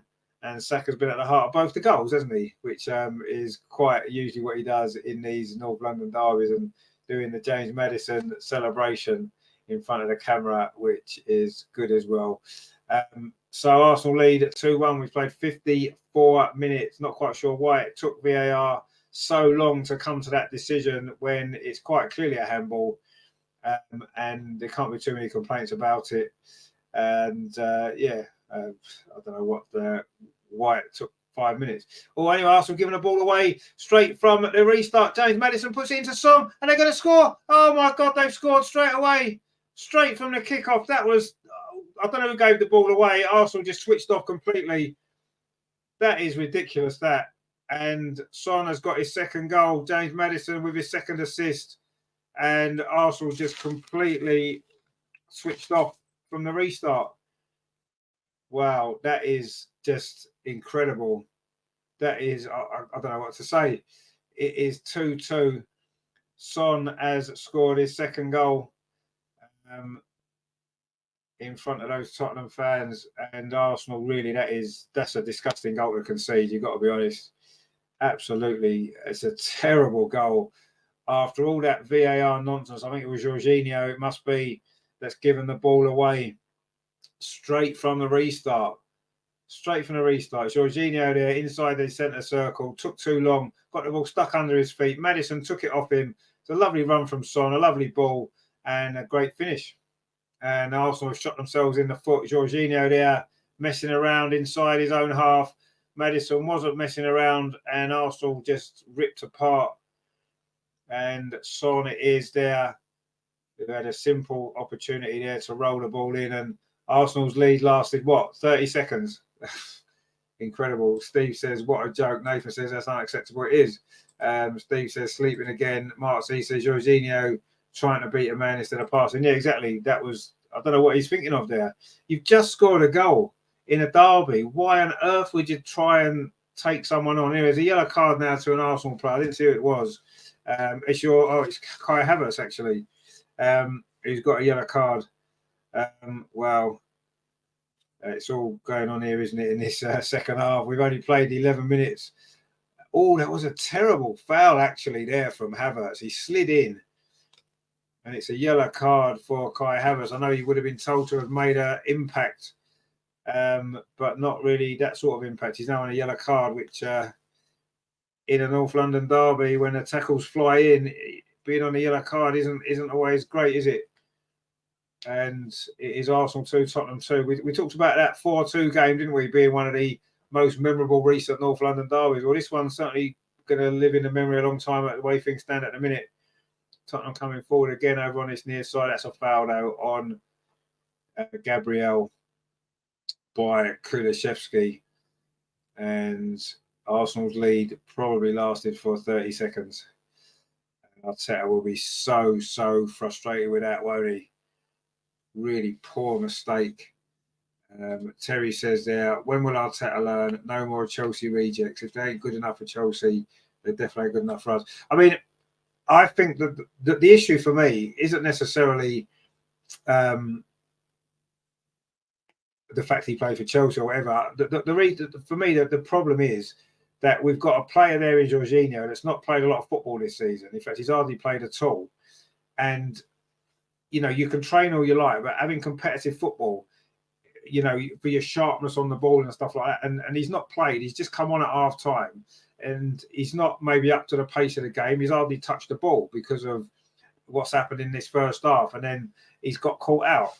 And it can happen. And if he'd been playing more regularly, he's got more flow and more rhythm and he's more up to the pace of the game. I don't think he does that. So you could say that, you know, the fact that you're throwing in a player in such an important game who's not played much football, that's more of an issue with that situation than the fact he's come from Chelsea or the fact he's not a good player. I think he's a good player, Jorginho. And I just feel as though when you're not playing much, this is what can happen. And I think that's what's happened there. It's a terrible mistake and he shouldn't have made it, of course. And, you know, you can't be doing that. You absolutely can't be doing that. But I'm prepared to give him the benefit of the doubt, the fact that he's not played a lot of football this season. He's hardly played at all. And this was my point before about Emile Smith Rowe. If you're in the attacking part of the pitch and you've not played, you're maybe not going to be quite as sharp with your passing in the final third or your finishing. Maybe not. It's not going to be quite where it needs to be straight away. But that's not so bad, is it? You're not going to likely to concede a goal because of that either. Whereas in a more defensive area of the pitch, it's more important that you are in tune with the play. And unfortunately, Jorginho hasn't played enough football. So I don't totally blame him. It's a terrible mistake, of course, and he'll know that himself. But I think because it's him, I think we've got to be prepared to look at it like that as well. And, you know, maybe think that that will be a contributory factor. I'm not saying that, I'm not trying to make excuses for him necessarily, but I do think that needs to be taken into account. It was a terrible mistake, though. There's no doubt about that. Anyway, Ben White now trying to bring the ball forward for Arsenal. We've got to try and go in front for the third time in this game. We've played an hour now. There's going to be quite a chunk of stoppage time at the end of this game. Now we know that because of that VAR. Saka tries to put Ben White in, but it's over, hit the pass. And Arsenal still not quite clicking, are we? Brennan Johnson's now gone down. Is that an injury for the Tottenham forward? And he's going to need some treatment by the look of it. He's gone down to get some.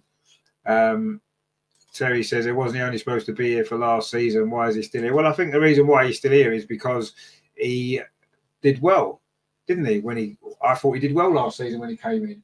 So that's probably why he's still here. And I don't know. Anyway, it looks as though Tottenham are going to have to make a substitution. It might well be Manor Solomon's coming on, potentially. But of course, had a successful spell on loan at Fulham last season, didn't he? Because Brennan Johnson has pulled up there with an injury. Looks like a hamstring potentially. He just sort of stopped. And it's looking as though Brennan Johnson isn't going to be able to carry on. He had that big chance, didn't he? In that first half, the effort, which was a good save from David Raya. Mark C says, we're not on it about passing today. No, we're not. They're just showing a goal against Jorginho. They got the ball stuck under his feet a little bit, tried to get himself out of trouble, but he took too long. And straight from the kickoff, that is criminal. It's almost criminal, isn't it, conceding a goal like that so soon after you've gone ahead. That is not great at all, is it? Arteta rightly got his head in his hands. He knew what was coming. And yeah, his reaction kind of says it all, really. It's just a shocker, isn't it? It is a shocker. Yeah, it is a shocker. Nathan says, I get your point about maybe being rusty. How many Premier League games has he played? He is coming on in a derby. He knows, but no, you're right. He's got more experience, and he shouldn't make those. I'm not saying that he should be making that mistake. He shouldn't be, but he's not played at all this season in the Premier League. In fact, I don't even know if he came on the other night, did he? In that Champions League game, I don't think he did. But anyway, I do think that not playing minutes, and like you said, he's come on in a derby, and you know, if you're not sharp ready to play, you shouldn't be coming on and playing, I suppose, should you? But anyway, it's a terrible mistake. You can't dress it up any other way, can you? It is an absolute shocker. Steve says, I wouldn't play no matter what. There's better players than him. Is there, though, in our squad at the minute, the only other player on the bench who could play that position is probably El Neni? And is he any better? Anyway, James Maddison now coming forward for Tottenham. We've got the bit between their teeth. Maddison's shot, that's high over the bar into the clock end. You won't want to see that back again, will you, James Maddison? I mean, who else have we got, though, that can come in and do that job now in this game that's on the bench? You know, if Declan Rice was struggling with some sort of issue, Fabio Vieira, obviously, Kai Havertz has replaced him anyway. So it's like, who do we bring on in that Declan Rice role, looking who we had on the bench? You're looking at it and you're thinking, well, there's only really El Neni and Jorginho, and surely you'd go with Jorginho, wouldn't you? Rather than El Neni. I'm not saying El Neni would have made that mistake. We'll never know, will we? He's not playing any football either. Anyway, Jesus is offside on this near side. We've played 63.5 minutes. It is still Arsenal 2, Tottenham 2. It's been a lively second half, hasn't it? Liverpool have just regained the lead against West Ham as well. It is Núñez with that goal. Darwin Núñez makes it 2-1 to Liverpool there. Mark C says there, Jesus, change your boots, slipping all over the place. He does seem to be, yeah. None of our players seem to be on their game at all really today, do they? Terry says, ain't it Arteta's job to have every player ready to die for this club as soon as they cross that white line? Well, yeah, of course, yeah. Absolutely it is. Absolutely it is. And that's, but when Arteta doesn't like to make a lot of changes to the team, does he? That's his problem. Even in the Champions League game the other night, he did make lots of changes. So players aren't getting regular minutes, are they? They're not playing regular games. And in the Premier League, I feel the pace of the game and stuff, if you're not playing regular, you're gonna struggle when you come in. And maybe that's why he's persevered with Kai Havertz in the way that he has, because Kai Havertz, by playing him, he might adjust quicker. But obviously, he didn't start him today. He's come on at half time. And, I mean, he's not really done too much right or wrong. He's not done too much at all, has he? Steve says there, we haven't got white line fever players like the old days. No, you're right. Mark C says, and we're not fired up enough for this. No, we're not fired up enough for it. You're right. We're not. We're still. We've looks like. I mean, you're kind of right. We've approached this game as we seem to approach pretty much every other game. We're just playing it like we're going to play our football and it'll be enough. And Tottenham have been up for this game, and yeah, maybe that's been the slight difference. Anyway, Tottenham won a free kick again. It's a foul on Kulishevsky, who's holding his head. You can see what happened there, actually. Oh, he's holding his head for. He went into his chest. Anyway, it is a free kick to Tottenham. It was a foul on Kulishevsky. And James Maddison is lining up over this, looking to give an opportunity for Tottenham to go in front for the first time. He's got 2 assists, James Maddison. He's looking for a 3rd assist now with his free kick. It's in quite a dangerous position, and we know how good he is from set pieces, James Maddison. All the players line up on the edge of the Arsenal penalty area. James Maddison dinks in towards that far post. It's headed out by Kai Havertz in actual fact, but not very far. Tottenham still in possession over on that far side with Perraud. Can he get across? And he does get across him, but it's too close to David Raya. Nice and comfortable there for the Arsenal goalkeeper. Has conceded his first 2 goals for the club today in his 3rd game. Not really his fault either of the 2 goals. You can't really blame him for them. It was more not great defending in front of him. But anyway, Arsenal now coming forward. Ben White over on that far side. But again, Arsenal's not linking up particularly well. The players are not really in tune with each other today. And there's a foul there by Eddie Nketiah on the Tottenham goalkeeper. He may well get a yellow card, Eddie, for that. And he does indeed get a yellow card, Eddie Nketiah, for that foul there on goalkeeper Vicario. A bit late there he was. Tried to close the goalkeeper down. And he made a meal of it, the goalkeeper. There's no doubt about that. The back pass there. Eddie tried to close him down. Oh, he did dive in, yeah. I mean, it is a yellow card. You can't really argue with that. He was very late. That's almost like a leg-breaking challenge, that, you know. He was a little bit fortunate, Eddie Nketiah there. In fact, the Tottenham goalkeeper was quite lucky as well that maybe he didn't get an injury from that, because the way that he kind of caught him there, it wasn't an intentional dangerous tackle or anything like that. It was just very late. Anyway, Tottenham are looking to play the ball out from defence, and they've won a free kick. They tried to take it quickly, but too quickly. And it is going to be a free kick instead. It's a Tottenham foul there on Papa Matasar. And now Tottenham trying to come forward again up this near side. Kulishevsky runs in to Zinchenko. Now it's played up the line to Eddie Nketiah, who was fouled by Yves Bissouma. And there's been 3 yellow cards for each team in this North London derby. Won't be surprised if we see a second yellow card for somebody before too long. Jorginho's again caught in possession of the ball, and Tottenham coming forward again on the counter-attack. Kulishevsky now on this near side, cuts in, plays a lovely ball in actually to Son inside the box. Son into the side netting. He's claiming a corner, and again Arsenal give the ball away with Jorginho. And Maddison was fouled as well in the build-up to that, and he's gone down with an injury on his knee. But that was a big chance that for Tottenham to go in front. It was Maddison again at half. Again, it was Jorginho getting caught in possession by James Maddison, who's actually played well there. He looked like he just overstretched there when he won the ball. But did he get caught? Oh, you know, that looks a bad knee injury, that actually. That doesn't look good for James Maddison, you have to say. He's overextended his knee. And that does not look good for James Maddison, who's actually played really well today. But I don't think he's going to play any further part in this game. Looking at that there, he's overextended his knee. And it looks a bad one, actually. It does look a very bad one. And he's now getting some treatment on the pitch. But that was a chance there for Tottenham. It was Son again inside the penalty area.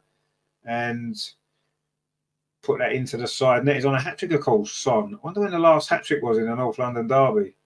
Can't actually remember. Steve says there are too many soft players, no animals like 2002 and 2004. No, I mean, it's a different Arsenal team, isn't it? And it's not the way that, it's not the sort of team Arteta necessarily wants, is it? I suppose. But yeah, anyway, Højbjerg looks as though he's going to be coming on for Tottenham to replace James Maddison. Gabriel Jesus and Heung-min Son there. That was a big chance there. It was Kulishevsky with the created it there. Lovely ball actually through to Son. He let the ball run across his body there, closed down quickly by Gabriel. It was William Saliba. Sorry, it was. Some of the Tottenham fans thought that was in. But James Maddison looks like he's going to actually come back on. He's had some treatment. He's off on the side, and he looks like he's going to try and come back on. Steve says that's the problem. Yeah, I mean, it's one of the problems.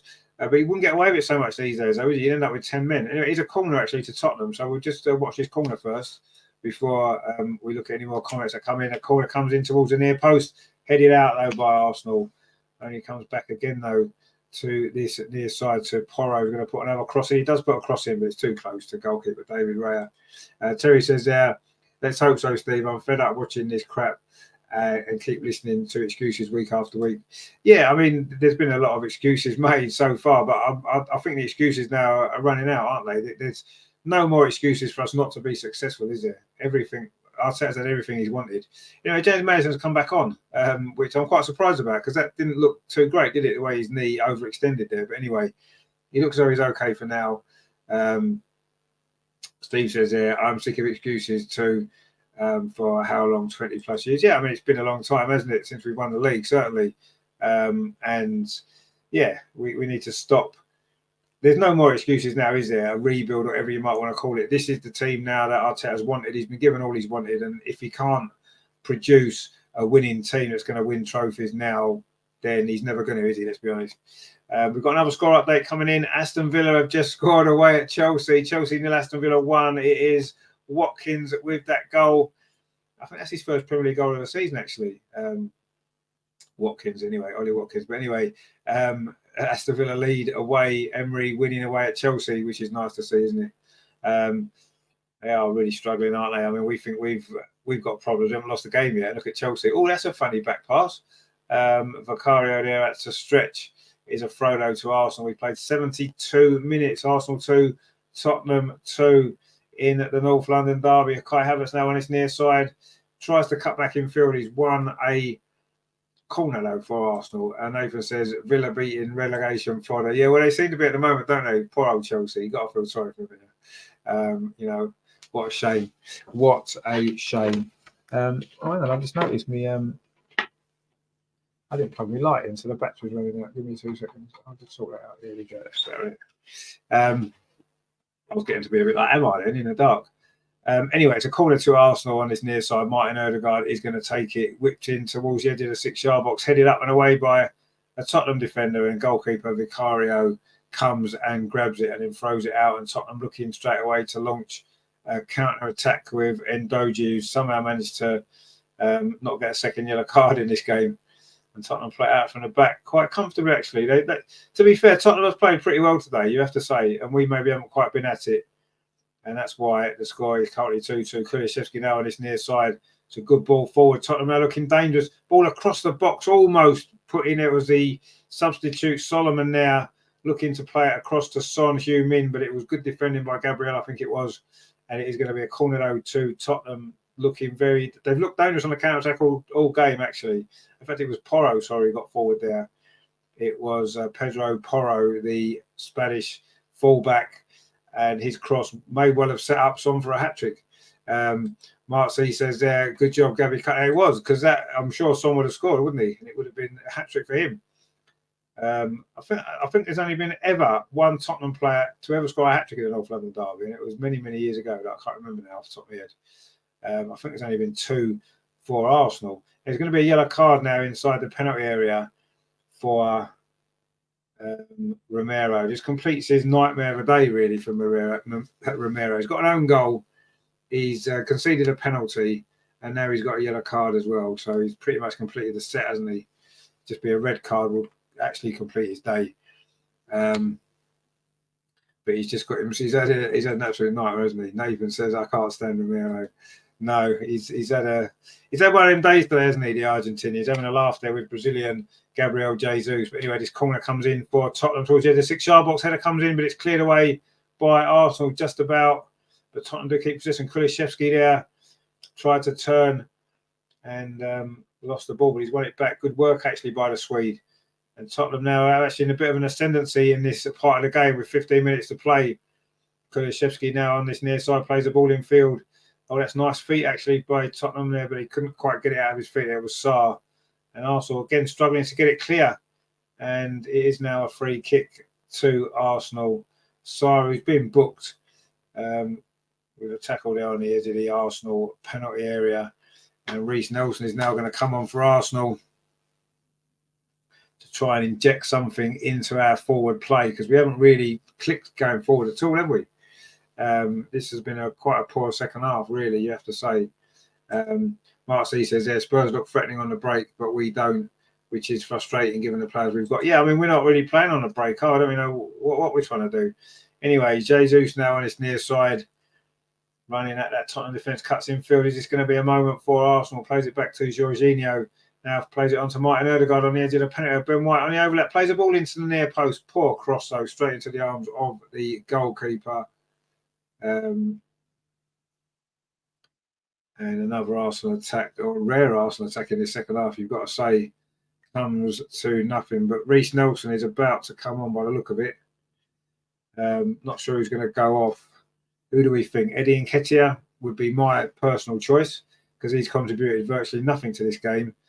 But anyway, Jorginho now looking to make up for his mistake. That's a great ball over the top to Eddie Nketiah. He took himself a little bit too wide, but he has managed to win a corner. It was a poor first touch, actually. Was he onside or offside? Not quite sure, but if he's onside, it would be a corner to Arsenal. Anyway, Tottenham making a substitution as well. Richarlison is going to come on.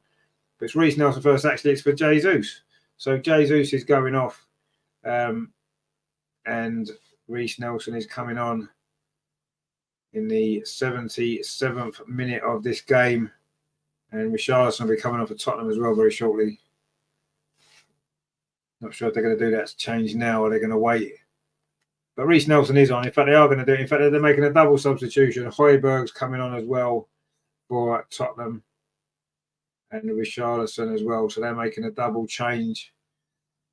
In fact, Son's going off. So he won't be getting a hat-trick today. And so he's off now as well.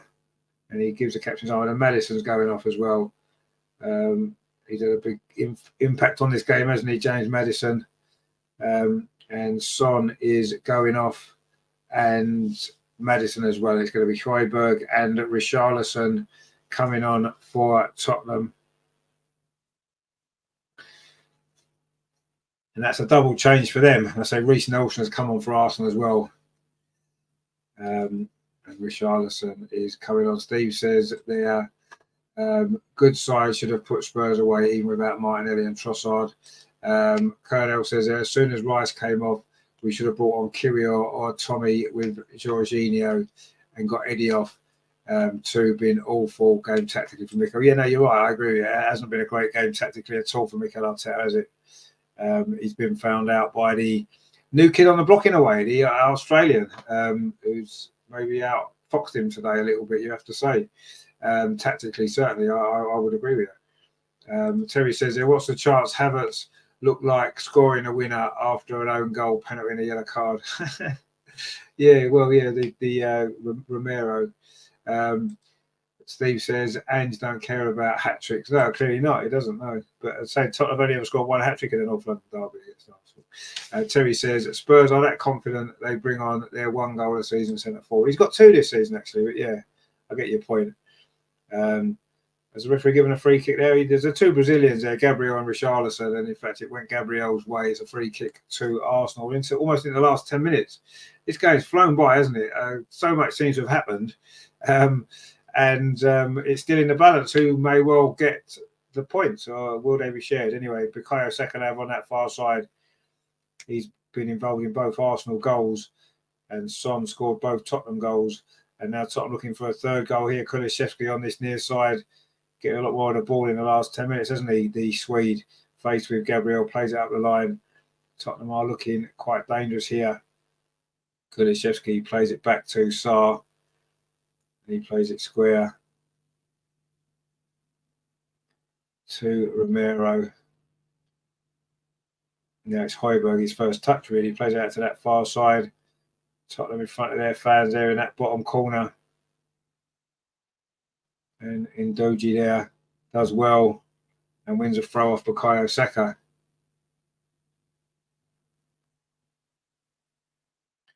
And we've got a comment there from Ngozi there, says, I don't know what is happening to Arsenal. Well, we're not playing very well. That's what's happening to Arsenal. We're just not playing very well at all. And with 10 minutes to go, we're kind of hanging on a little bit here. Terry says there, Spurs are that confident. Oh, you did that before, yeah. I say he has got 2 goals this season with Richarlison, but yeah. That wouldn't be surprised if he has got a good goal scoring record against Arsenal when he played for both Watford and Everton. He always seemed to pop up with a goal against us, didn't he?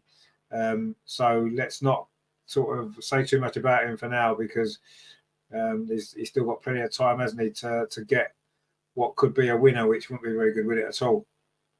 Anyway, Arsenal now looking to come forward themselves, but that's a poor ball again.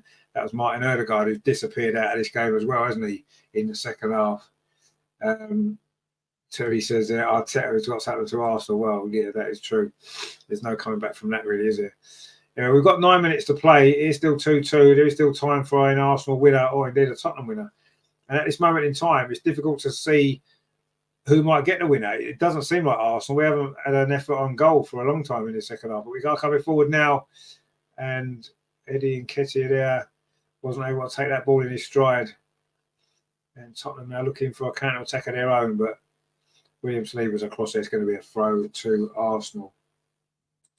Colonel says, I think this season, especially in these derby games, we have been too attacking, have been even less defensively sound this season. Got lucky against Fulham and Man U. No, you're right. I mean, I agree with that. We haven't been as defensively sound. At the start of the season, we thought that was to do with the fact that we were experimenting with Thomas Partey at right back, and I do think that was a contributory factor. But even since we've gone back to what we consider to be the normal defence, certainly at home, last season we conceded far too many goals at the Emirates, didn't we? And it seems like that's the case this season as well. No clean sheets. We've just given the ball away again. Tottenham coming forward again over on that far side. This is good play for them, but good defending that time there from William Saliba. Or was it Ben White, actually? And now it is William Saliba going off on a run down that far side. Good defender. Tottenham won the ball back again. And now Ndozi can come forward for Tottenham. He's had an interesting game, hasn't he? But Saka's just pinched the ball off him, and now Martin Odegaard's got it as well. Ndozi says, God of Arsenal, please help us in this game. Well, I don't know whether God can help us, actually, but we'll see. Maybe he can.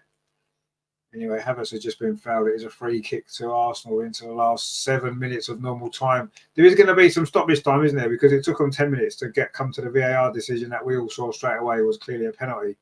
But anyway, there's going to be some stoppage time. 1 or 2 injuries as well in the second half, hasn't it? James Maddison, of course, who's now gone off. So although it says 7 minutes on the clock, you're probably looking at least 15 to play, aren't we, in all honesty? So there's plenty of time left here for somebody to get a winning goal. Let's just hope it is Arsenal that can get it. But let's be honest, if we're being totally honest, we don't look the team likely to win this game. It looks much more likely to be Tottenham. They're looking very, very accomplished, actually, you have to say. Mark C says there, we're really lacking the fire in the belly today, not good enough in the derby. There's no desire or sense of urgency. No, there isn't. And it's all that has come from Tottenham. Kai Havertz has done well there, actually, to intercept that ball. But again, Arsenal too slow. That was Reece Nelson there, and Tottenham won possession again. But Arsenal have picked it up now with Ben White over on that far side. Finds at Bukayo Saka. We do have a habit of winning games late, don't we? Are we going to find a way again? Reece Nelson now coming forward. Zinchenko's gone outside, and Reece Nelson's going to try a shot. It's a wild one. In fact, he got a deflection. It's gone out for a corner. I don't think it was going in anyway, if we're totally honest. But anyway, it has gone behind for a corner to Arsenal in the last 6 minutes of normal time. It was Romero got the deflection on that one. And are Arsenal going to find a late winner again? We did it against Man U, and we've done it a few times, haven't we, in the past? But time is running out. If it's going to be a late winner, it's going to be something dramatic, isn't it? But either team, but is a corner to Arsenal. Saka over on this far side. Is this going to be the moment Arsenal go back in front again? Saka's going to take this corner in towards the 6-yard box. The header comes in. Oh, it almost found Eddie at the far post. He couldn't get a touch on it. It was flicked on at the near post there by Van der Verde, actually. It's gone all the way. Or was it Gabriel with a header? It's gone just past that post. And it's is it another corner to Arsenal? I think it is. This one is on the near side. Martin Odegaard with it. It goes deeper this time. Tottenham head that away. It wasn't a great corner, actually. And Tottenham can try and come forward. But Saka cuts out that counter-attacking opportunity. And it is a throw, though, to Tottenham into the last 5 minutes of normal time. And it's going to be, I'm guessing 7 minutes of stoppages at least. When you think it was 4 in the first half and there was hardly any stoppages. And there's been quite a few stoppages in the second half. Anyway, it's a throw to Arsenal over on that far side. Terry says, absolutely, Mark. It's embarrassing. Well, I wouldn't say it's embarrassing. It's not great, is it? Let's be honest. It isn't great at all. This long throw comes in, though. Arsenal, Saka inside the box. Eddie couldn't get it. It comes to Havertz. Is this his moment? Oh, he fires over the bar. Kai Havertz almost had the opportunity there to become a really, really big Arsenal hero with a late winner against Tottenham there. It was ball played into the box. It fell to Havertz on the edge of the box. A nice first touch, but the second shot of his left foot went flying in to the North Bank. Not really good enough there. Ngozi says, I'm really sick here. What type of ball is Arsenal playing today? Well, that is a very good question, actually. And I don't really know the answer, I'm afraid. Anyway, we'll see. Steve says, yeah, Terry, watching people on YouTube, Arsenal 4-5-1. That's because people haven't been watching much football, have they? They certainly haven't watching Tottenham if they thought Arsenal were going to win this game 4-5. Absolutely no chance. It was always going to be a tight game. In fact, Tottenham coming forward again, a little bit of space up this near side. Williams Saliba's across, though. Good tackle. It's gone out for a throw, though, to Tottenham. 3 minutes of normal time are remaining. Colonel says, Eddie on for Nelson. What has he done here? Arteta is on a thin line. If he wins nothing this year, grew up with 20 years of Champions League football and never won nothing for 9 of them means nothing. No, you're absolutely right. I mean, this season there's no excuses, is there, for Arsenal not to win something? With Arteta's got everything he wants. Anyway, we still might win this game. Martin Odegaard plays the ball through to Eddie Nketiah over on that far side. Eddie Nketiah plays the ball back to Bukayo Saka, looking for a bit of support there. Saka, there's not much coming, so he has to play the ball back instead to Jorginho, plays it square to Zinchenko. Is he going to try a shot from a long way out? No, he's not. Threads the ball through instead to Reece Nelson on his near side, inside the penalty area. Reece Nelson goes on the outside, but across is blocked. Good defending by Porro that time. It's another corner, though, to Arsenal. 2 minutes of normal time remaining. And Arsenal have had a few corners now in these closing stages, putting a little bit more pressure on that Tottenham defence without really creating too many big chances, it has to be said. But maybe this is the opportunity for Arsenal. Reece Nelson with this corner. It's an outswinger towards the edge of the 6-yard box. Header comes in. It's headed out, though, by Tottenham. And they will get this ball clear with Ndozi again over on that far side. Ndoji, twists and turns, plays it back in field to Yves Bissouma. And Tottenham have played it out well, actually. And they have played well today, Tottenham. That's a long ball over the top. Looking for the run there of Richarlison over on that far side. Saliba comes across. And Richarlison plays the ball back. Keeps it for Tottenham into the last 90 seconds of normal time. But there is going to be an absolutely huge chunk of stoppage time. There's a free kick there. A foul there by Ndozi on Saka. It's a bit lucky not to get a second yellow card, really, Ndozi there. He's claiming he was injured first. The referee's just telling him now. Ndozi claiming he's innocent. Sorry, mate, you definitely fouled him. Come on. Steve says here, why can't we do anything with corners? Very, very poor. Only team who can't score. Well, I think we've scored a few from corners, but not enough. Terry says you see that as well. So, well, I think we've all seen it. You've only got to look at the number of goals that we haven't scored from corners this season. Anyway, Saka is still down, actually, following that tackle on him. And we're going to get a little bit more stoppage time as well. Arteta just called Reece Nelson over there to maybe give him some new tactical instructions as we move into the closing stages of this North London derby. Arsenal 2, Tottenham 2. Saka's not moving too freely at the moment. It looks like possibly a knee he's had. Maybe it was a knee on knee. They're always difficult in a sore, aren't they? Mark C says there, that's a bloody rugby tackle. He should be off. Well, yeah, I mean, I think he's a bit lucky not to get a second letter. Anyway, we're coming to stoppage time now. Cross comes in. It's a deep one to the far post. Finds Reece Nelson inside the penalty. It's going to be 10 minutes of stoppage time. We knew there'd be quite a bit. 10 minutes it is, actually. So still plenty of time for a winning goal. Reece Nelson now plays it into Zinchenko. Remember the Man United game? There was 10 minutes of stoppage time. We scored twice and won that game. Can we do it again against Tottenham? Or will our luck of that stoppage time goals finally run out? We'll have to see. Anyway, Arsenal in possession again. Jorginho plays up that far side. Ben White plays it back to Saka, who's okay by the look of it. Plays the ball back up that far side again to Ben White. Plays it on to Martin Odegaard. But Tottenham deal with that. Oh, that's a poor clearance there, actually sliced by Van der Ven into the North Bank. It is going to be another corner to Arsenal. We've had a lot of corners, haven't we, in the closing stages of this game. But as Steve rightly said there, we haven't made the most of any of them. And Martin Odegaard's taking this one now from that far side. Saka's been taking them from there. We've played 1 minute of the 10.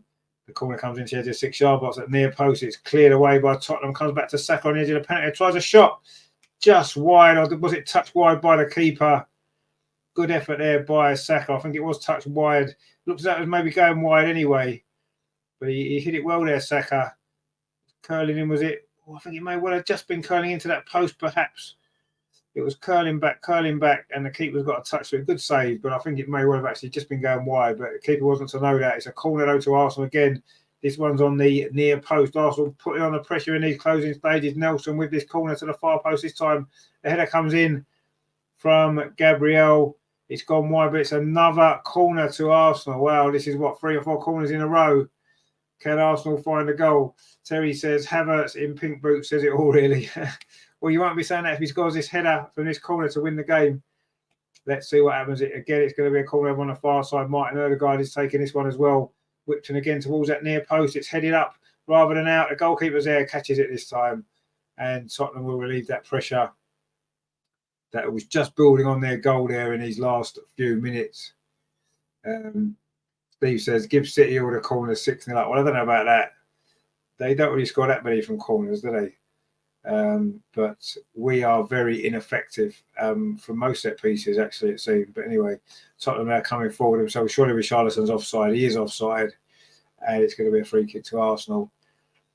And we have got, 6.5 minutes of stoppage time remaining for somebody, and Arsenal in particular, to try and find a winning goal.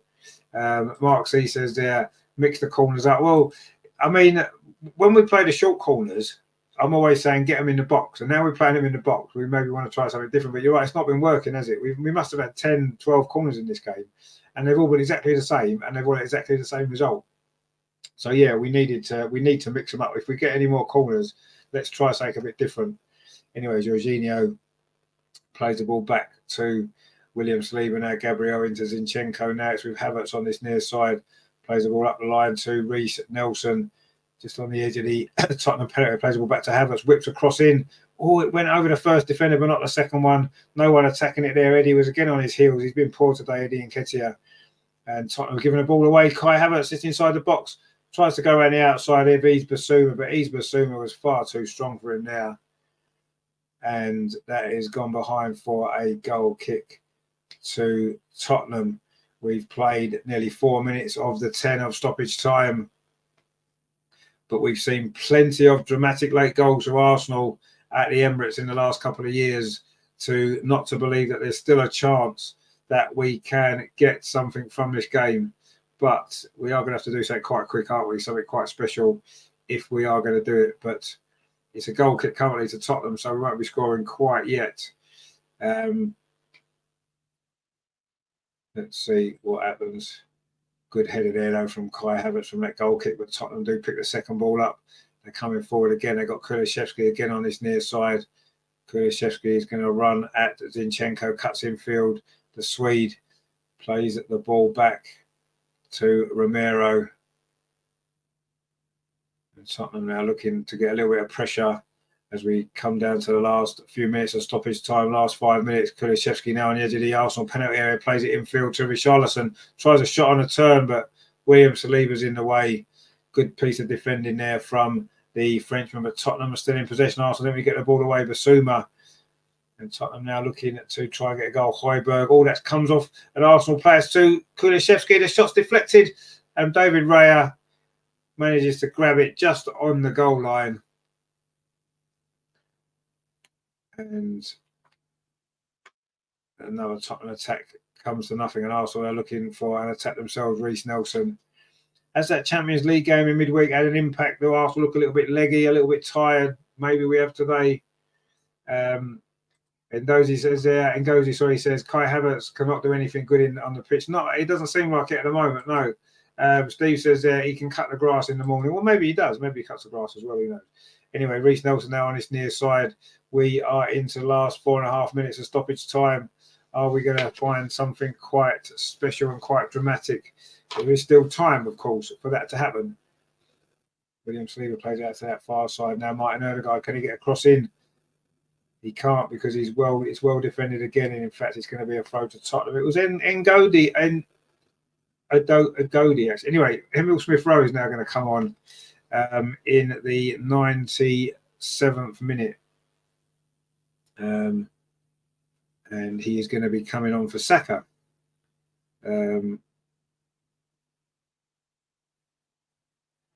But he's following through with Saka, maybe still feeling the effects of that injury that he got a few moments ago. And Emil Smith-Rowe is on. Gary's in the chat. Gary, good to see you, my friend. Hope you're well. He says, settled for a draw. Well, I think you settled for a draw, haven't you? It seems like you've not attacked for about 10 minutes. But I think Tottenham played well today. I've got to be honest with you. I do think they played well. And Arsenal haven't been quite at our best. And you still can't beat us. So, that's the way it goes, isn't it? But there's still time. There's still 3.5 minutes to go. So who knows? Maybe there is going to be a late winner. Jorginho plays out to that far side to Ben White. Arsenal still pressing for the goal. We've got a few, haven't we?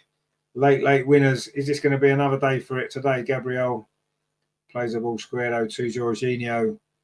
Now it's with Saliba over on that far side. Now Ben White, is he going to put a cross in? No, he doesn't. He just holds on to the ball. Plays the ball back again. Ball coming forward here.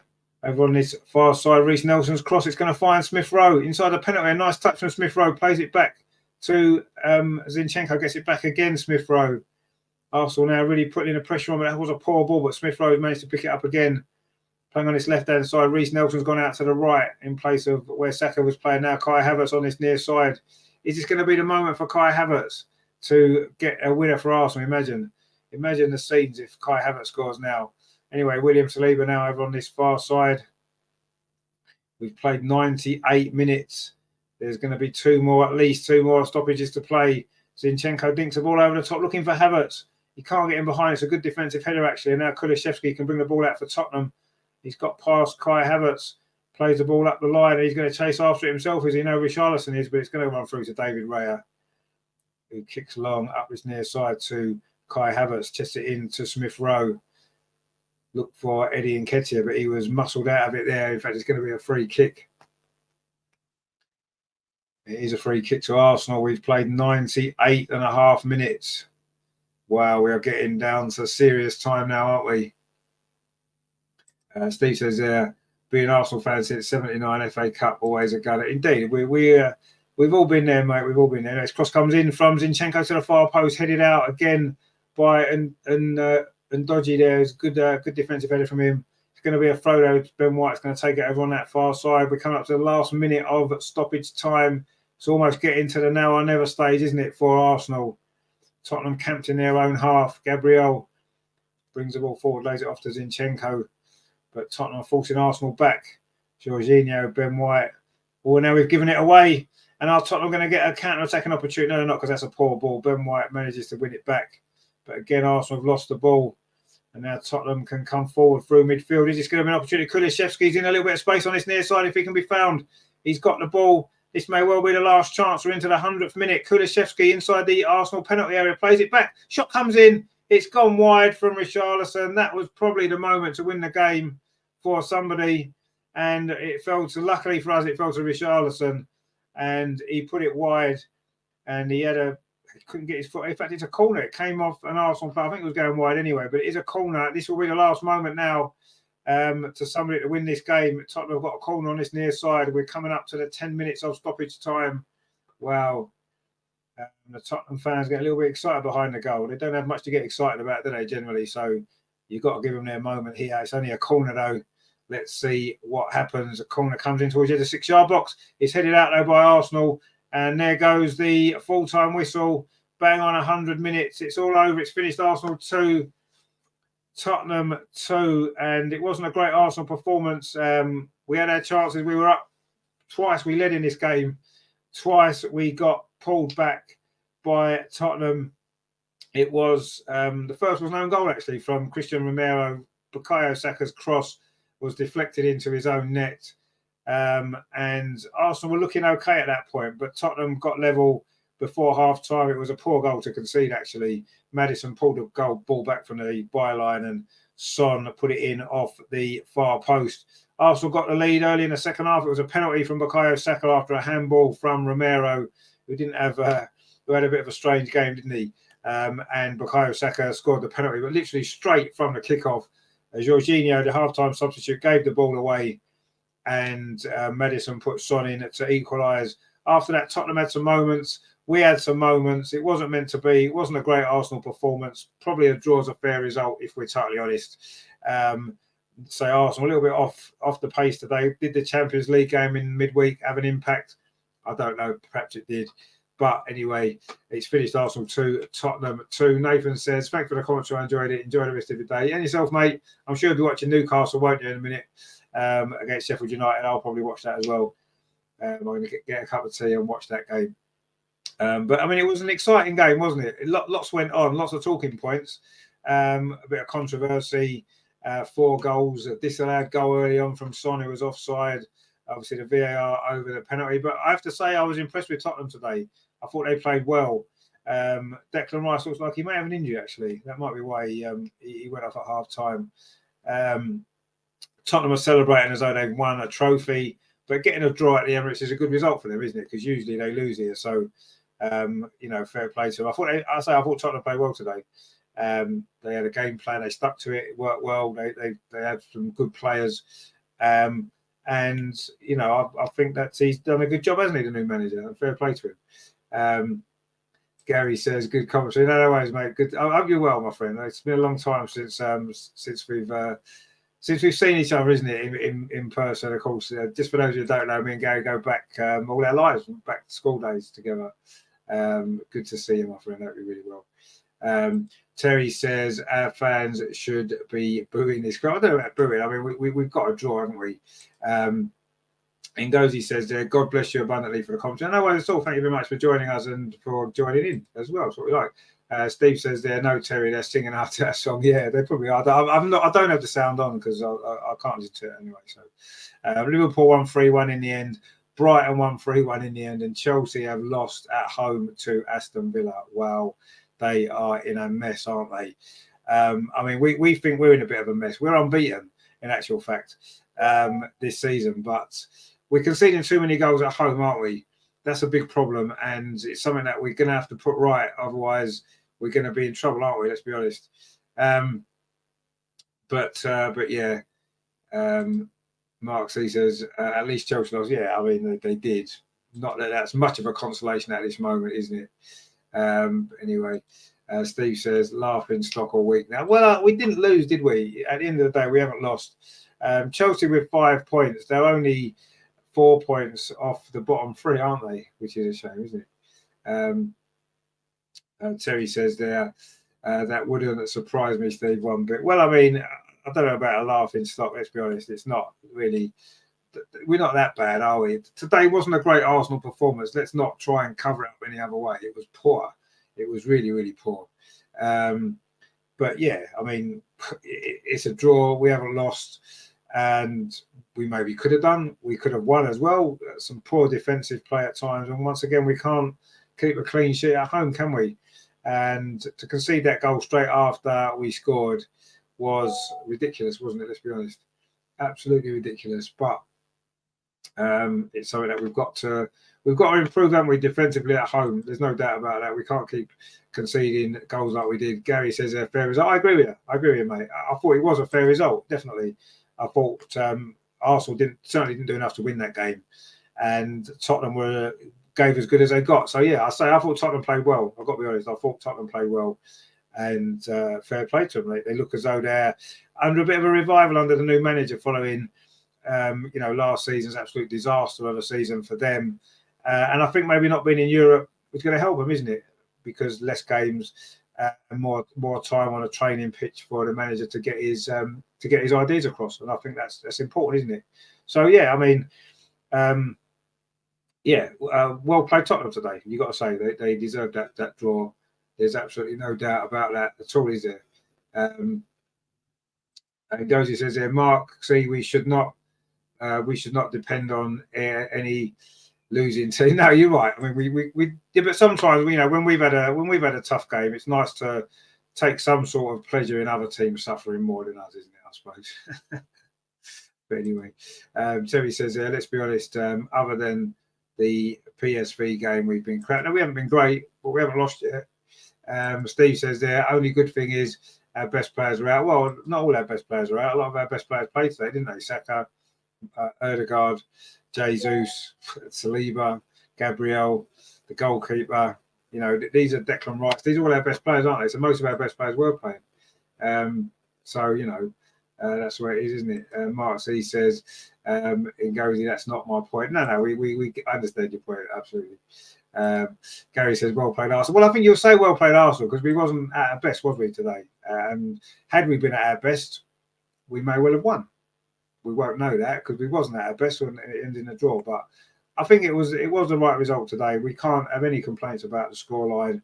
And yeah, we just need to sort out a few of these problems defensively that we've got, because it's just not quite working, is it? Especially at home, we're far too open, aren't we?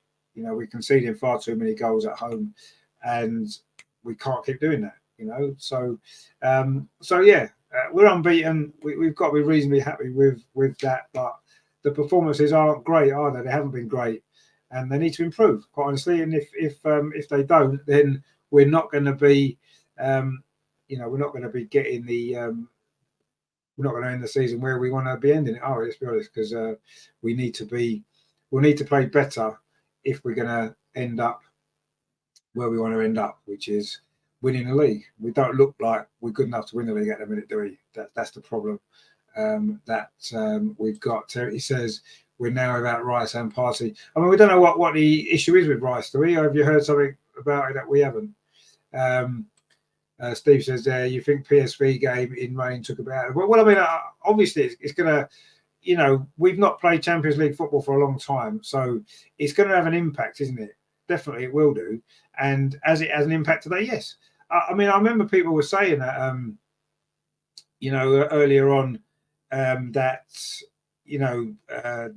all our Champions League games, we've got a home game straight afterwards or whatever it is. So, but it still takes a lot out of you, doesn't it? It still takes a lot out of you playing a Champions League game in midweek and then a game on a weekend, especially a derby and a high intensity game. It's difficult, isn't it? Steve says no chance. Yeah, I agree with you. At the moment, I would say no chance, but we're not far off. We're not miles away from the top of the league. You know, Man City will drop points. Of course they will.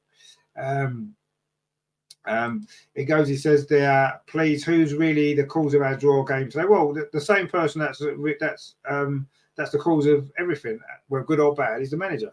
The manager's the cause of everything, isn't he? So I would say that's the reason.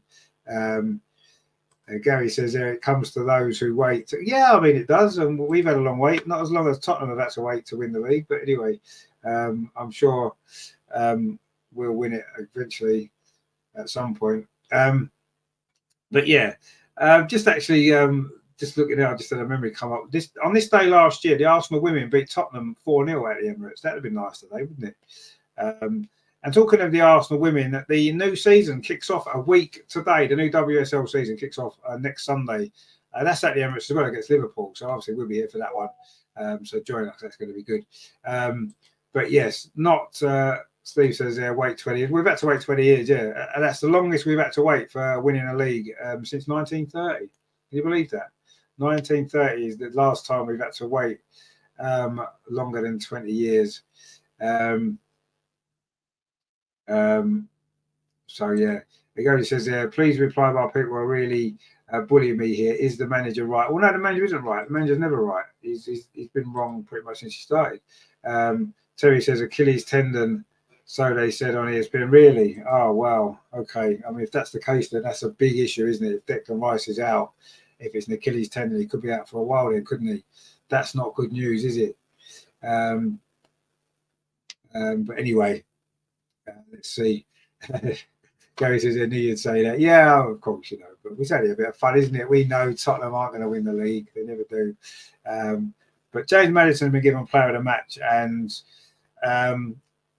can we really argue with that? I'm not sure if we can, because I thought he was good today, James Maddison. 2 assists for him, and he was definitely Tottenham's best player. And did we have a better player than him? Not really sure if we did. He goes, he says there, thank you so much for your answers. No worries at all. I'm pleased to have you here. Steve says he's going to be out 8 weeks, is he? Wow, that would be... That's massive, actually. If that's true, if he's out for 8 weeks, that is a massive blow, isn't it? How brilliant he's been. Thomas Partey's out as well. We're going to struggle, aren't we, in that key area of the pitch now? That's a big issue, actually. If that's true, that is not good news at all. That is not what we wanted to hear. But But anyway, let's wait and see what happens. Let's get some confirmation of that first. But if that's true, that's not great. Maybe that injury was bothering him before the game because he didn't play well today, did he? Declan Rice in that first half, and yeah, not ideal if that's true. So yeah, let's fingers crossed it's not as bad as all that. But that would be a real big blow, wouldn't it? When you think we've lost Timber, our new signing, and we could lose Declan Rice, another new signing. It's almost like we're going to end up with the same group of players we had last season. That wasn't good enough to take us over the line. So yeah, worrying time at the minute, isn't it? A little bit. But anyway, let's hope it's not that bad, but we'll have to wait and see. Anyway, that is that for today then. It's been an eventful game. Lots went on. And Arsenal haven't won. It's finished 2-2. We could have lost, we could have won, and we've had to take a draw. And I think that's probably the fair result overall. I thought the balance of the 90, 100 minutes, whatever it was, Tottenham deserved a draw, and we didn't do enough to win. So there you go. That's pretty much where we are. Terry says they're party out, Rice out, and the only ones we want out are staying. Well, the only ones we want out. Well, I wouldn't say I don't want anyone to be injured. You know, I don't want players to be left out of the team because they're injured. You know, I don't want that to happen. But it's unfortunate that we're losing two of our better players at the same time. It looks like through injury at a really bad time. So, but anyway, you know, we haven't lost yet this season. Try and look at some positives. Yes, it's difficult when we've thrown away 3 points today again at home. We did it against Fulham. We've now done it against Tottenham as well. It goes, he says, let's pray for our next game. Yeah, we might well need to, my friend. We might well need to pray because we've got some big players missing, haven't we? But anyway, it's finished 2-2. James Maddison's been given man of the match. Son got 2 goals for Tottenham. There was an own goal from Romero and a Saka penalty for Arsenal. We couldn't even score an open play today, could we? An own goal and a penalty. So, but yeah, we haven't lost. That's the main thing, isn't it? And Tottenham haven't beaten us. Tottenham haven't won at the Emirates again. So let's look at small mercies. Terry says, Steve, anything for you, mate? When is it? Oh, sorry, Steve, got a comment on there. My team in Australia play on Saturday to win the final. Just one more win. Please watch Collingwood. Need all your help. Is there anyone watching that game? Because that would be, I'd like to watch that if we could. We'll cheer on your team. Friday, your time, 7 a.m. Oh, well, I won't be able to watch it then. I'll be at work, unfortunately, which is a shame. A bit like the World Cup, isn't it? Couldn't watch much of that, the Women's World Cup, because of being at work. Saturday. Oh, Saturday at 7 a.m, is it? Oh, well, maybe then. We'll have to see. I don't know if is anyone watching it in the UK. You have to let us know. But anyway, that's it for now. I say it's finished Arsenal 2, Tottenham 2. And to concede a goal that we did straight after the restart from having scored is not great, is it? I don't know. I don't know if they're going to put the time on it, actually, how long it took for that goal, for us to concede that goal straight after having scored. It's certainly not more than a minute, is it? No, it isn't. Anyway, Terry says, yeah, I'm on it, mate. We'll set my alarm. Yeah, I don't know how we're going to watch it like. Is it on? Will it be on some sort of TV thing? It must be, mustn't it, somewhere? Anyway, we'll be back very, very soon. Anyway, Gary said, all the best to you and Paul. And yourself, mate. Yeah, take it easy, my friend. Really look after yourself. We'll speak very soon, I'm sure. I hope you enjoyed the game. Steve said they played Newcastle colours, did they? Oh, okay, cool. Mark C says, latest Rich, thanks for the cover. And yourself, mate, thanks for watching again. As always, we'll see you very soon. I'll be back. I don't know whether or not we're going to get a chance to do any reaction show for this game, actually, because on Tuesday it is the Lionesses playing against Netherlands, so we'll be watching that. We're doing a watch along of that on Tuesday. That kicks off at 7, so we'll be live at 6:45 on Tuesday for that one. We was, of course, at the Lionesses game on Friday, beating Scotland, which was nice. Not a great performance, but we won. So we'll be covering that game on Tuesday. And then, of course, next Sunday is the WSL kicking off, isn't it? The WSL. Actually, no, the Arsenal playing Brentford on Wednesday, aren't we? So we'll have a watch along of that. Oh, it's so busy, isn't it? So, yeah. We've got a watch along on Tuesday of the Lionesses game. We've got watch along on Wednesday, Arsenal against Brentford in the Carabao Cup. Next Sunday at 2:00, it's the Arsenal women kicking off the WSL against Liverpool at the Emirates. So we'll be here for that one. And of course, next Sunday, actually, who else will play next Sunday? Is it? I'm getting confused with all the games now. There's so many games. Let me just have a look because it's confusing. So Brentford's on Wednesday at 7:45. We'll be covering that one. Oh no, it's on Saturday, isn't it? Bournemouth. That's it. Bournemouth on Saturday at 3:00, and then of course Sunday it is the Arsenal women kicking off against Liverpool at the Emirates. So loads and loads and loads of great stuff coming. So please subscribe to the channel, give us a like, and we'll see how it goes there. Steve says worldwide in 150 countries. Oh, is it? Okay, well, I'll look out for that then. We'll see if we can have a watch of that game. Looks like it'll be good. Mark C says later. Steve says buy Rich Turn all in the chat. Go Gunners and Collingwood catch you well. Yeah, good luck to Collingwood as well on Saturday. Terry says well done today, Rich. Can't be easy doing comms on this crap. Well, you know, it's what it is, isn't it? I'll be back Tuesday then for the Lionesses against Holland, and we are going to be there. We're at 6:45, and then we'll be at 6:45 kickoff on Wednesday. So 7:30 on Wednesday is going to be busy, isn't it? We've got the Brentford game in the Carabao Cup, so join us for that one. And then, of course, at the week, I say Saturday, 2:45, we'll be here for the Bournemouth against Arsenal game, and then Sunday for the big one, the WSL kickoff. Oh, don't forget Friday night as well, the Arsenal Women's Show, looking ahead to the start of the season as well. God, what a week. Mad week on the channel. I'm going to be so busy, I don't know if I'm going to find time to do anything else, but I'm sure I will. So yeah, busy week. Tuesday, Wednesday, watch-alongs. Friday, the Arsenal Women's Show. Saturday, watch-along. Sunday, watch-along. Wow, it's all kicking off, isn't it? The season's really kicking in now with the WSL starting as well. We're going to be busy, so please join me because I do enjoy your company as well. So we will see you very, very soon. Take it easy, guys. Thank you for watching. It wasn't quite the result we wanted today, was it? But never mind. We didn't lose, did we? That's the main thing. I am now going to go and have a cup of tea and watch Newcastle against Sheffield United. Put my feet up and enjoy the rest of your weekend, guys. What's left of it? Not a lot left to enjoy. We can put that game behind us now, and I say look ahead to a busy week on the channel. Busy week for me certainly, but I'm going to enjoy it because that's what it's all about, isn't it? So join me on Tuesday for the big watch along. That's going to be good. And I'll see you very soon. Come on, you Gunners. See you soon, guys. Take it easy. Thanks for watching.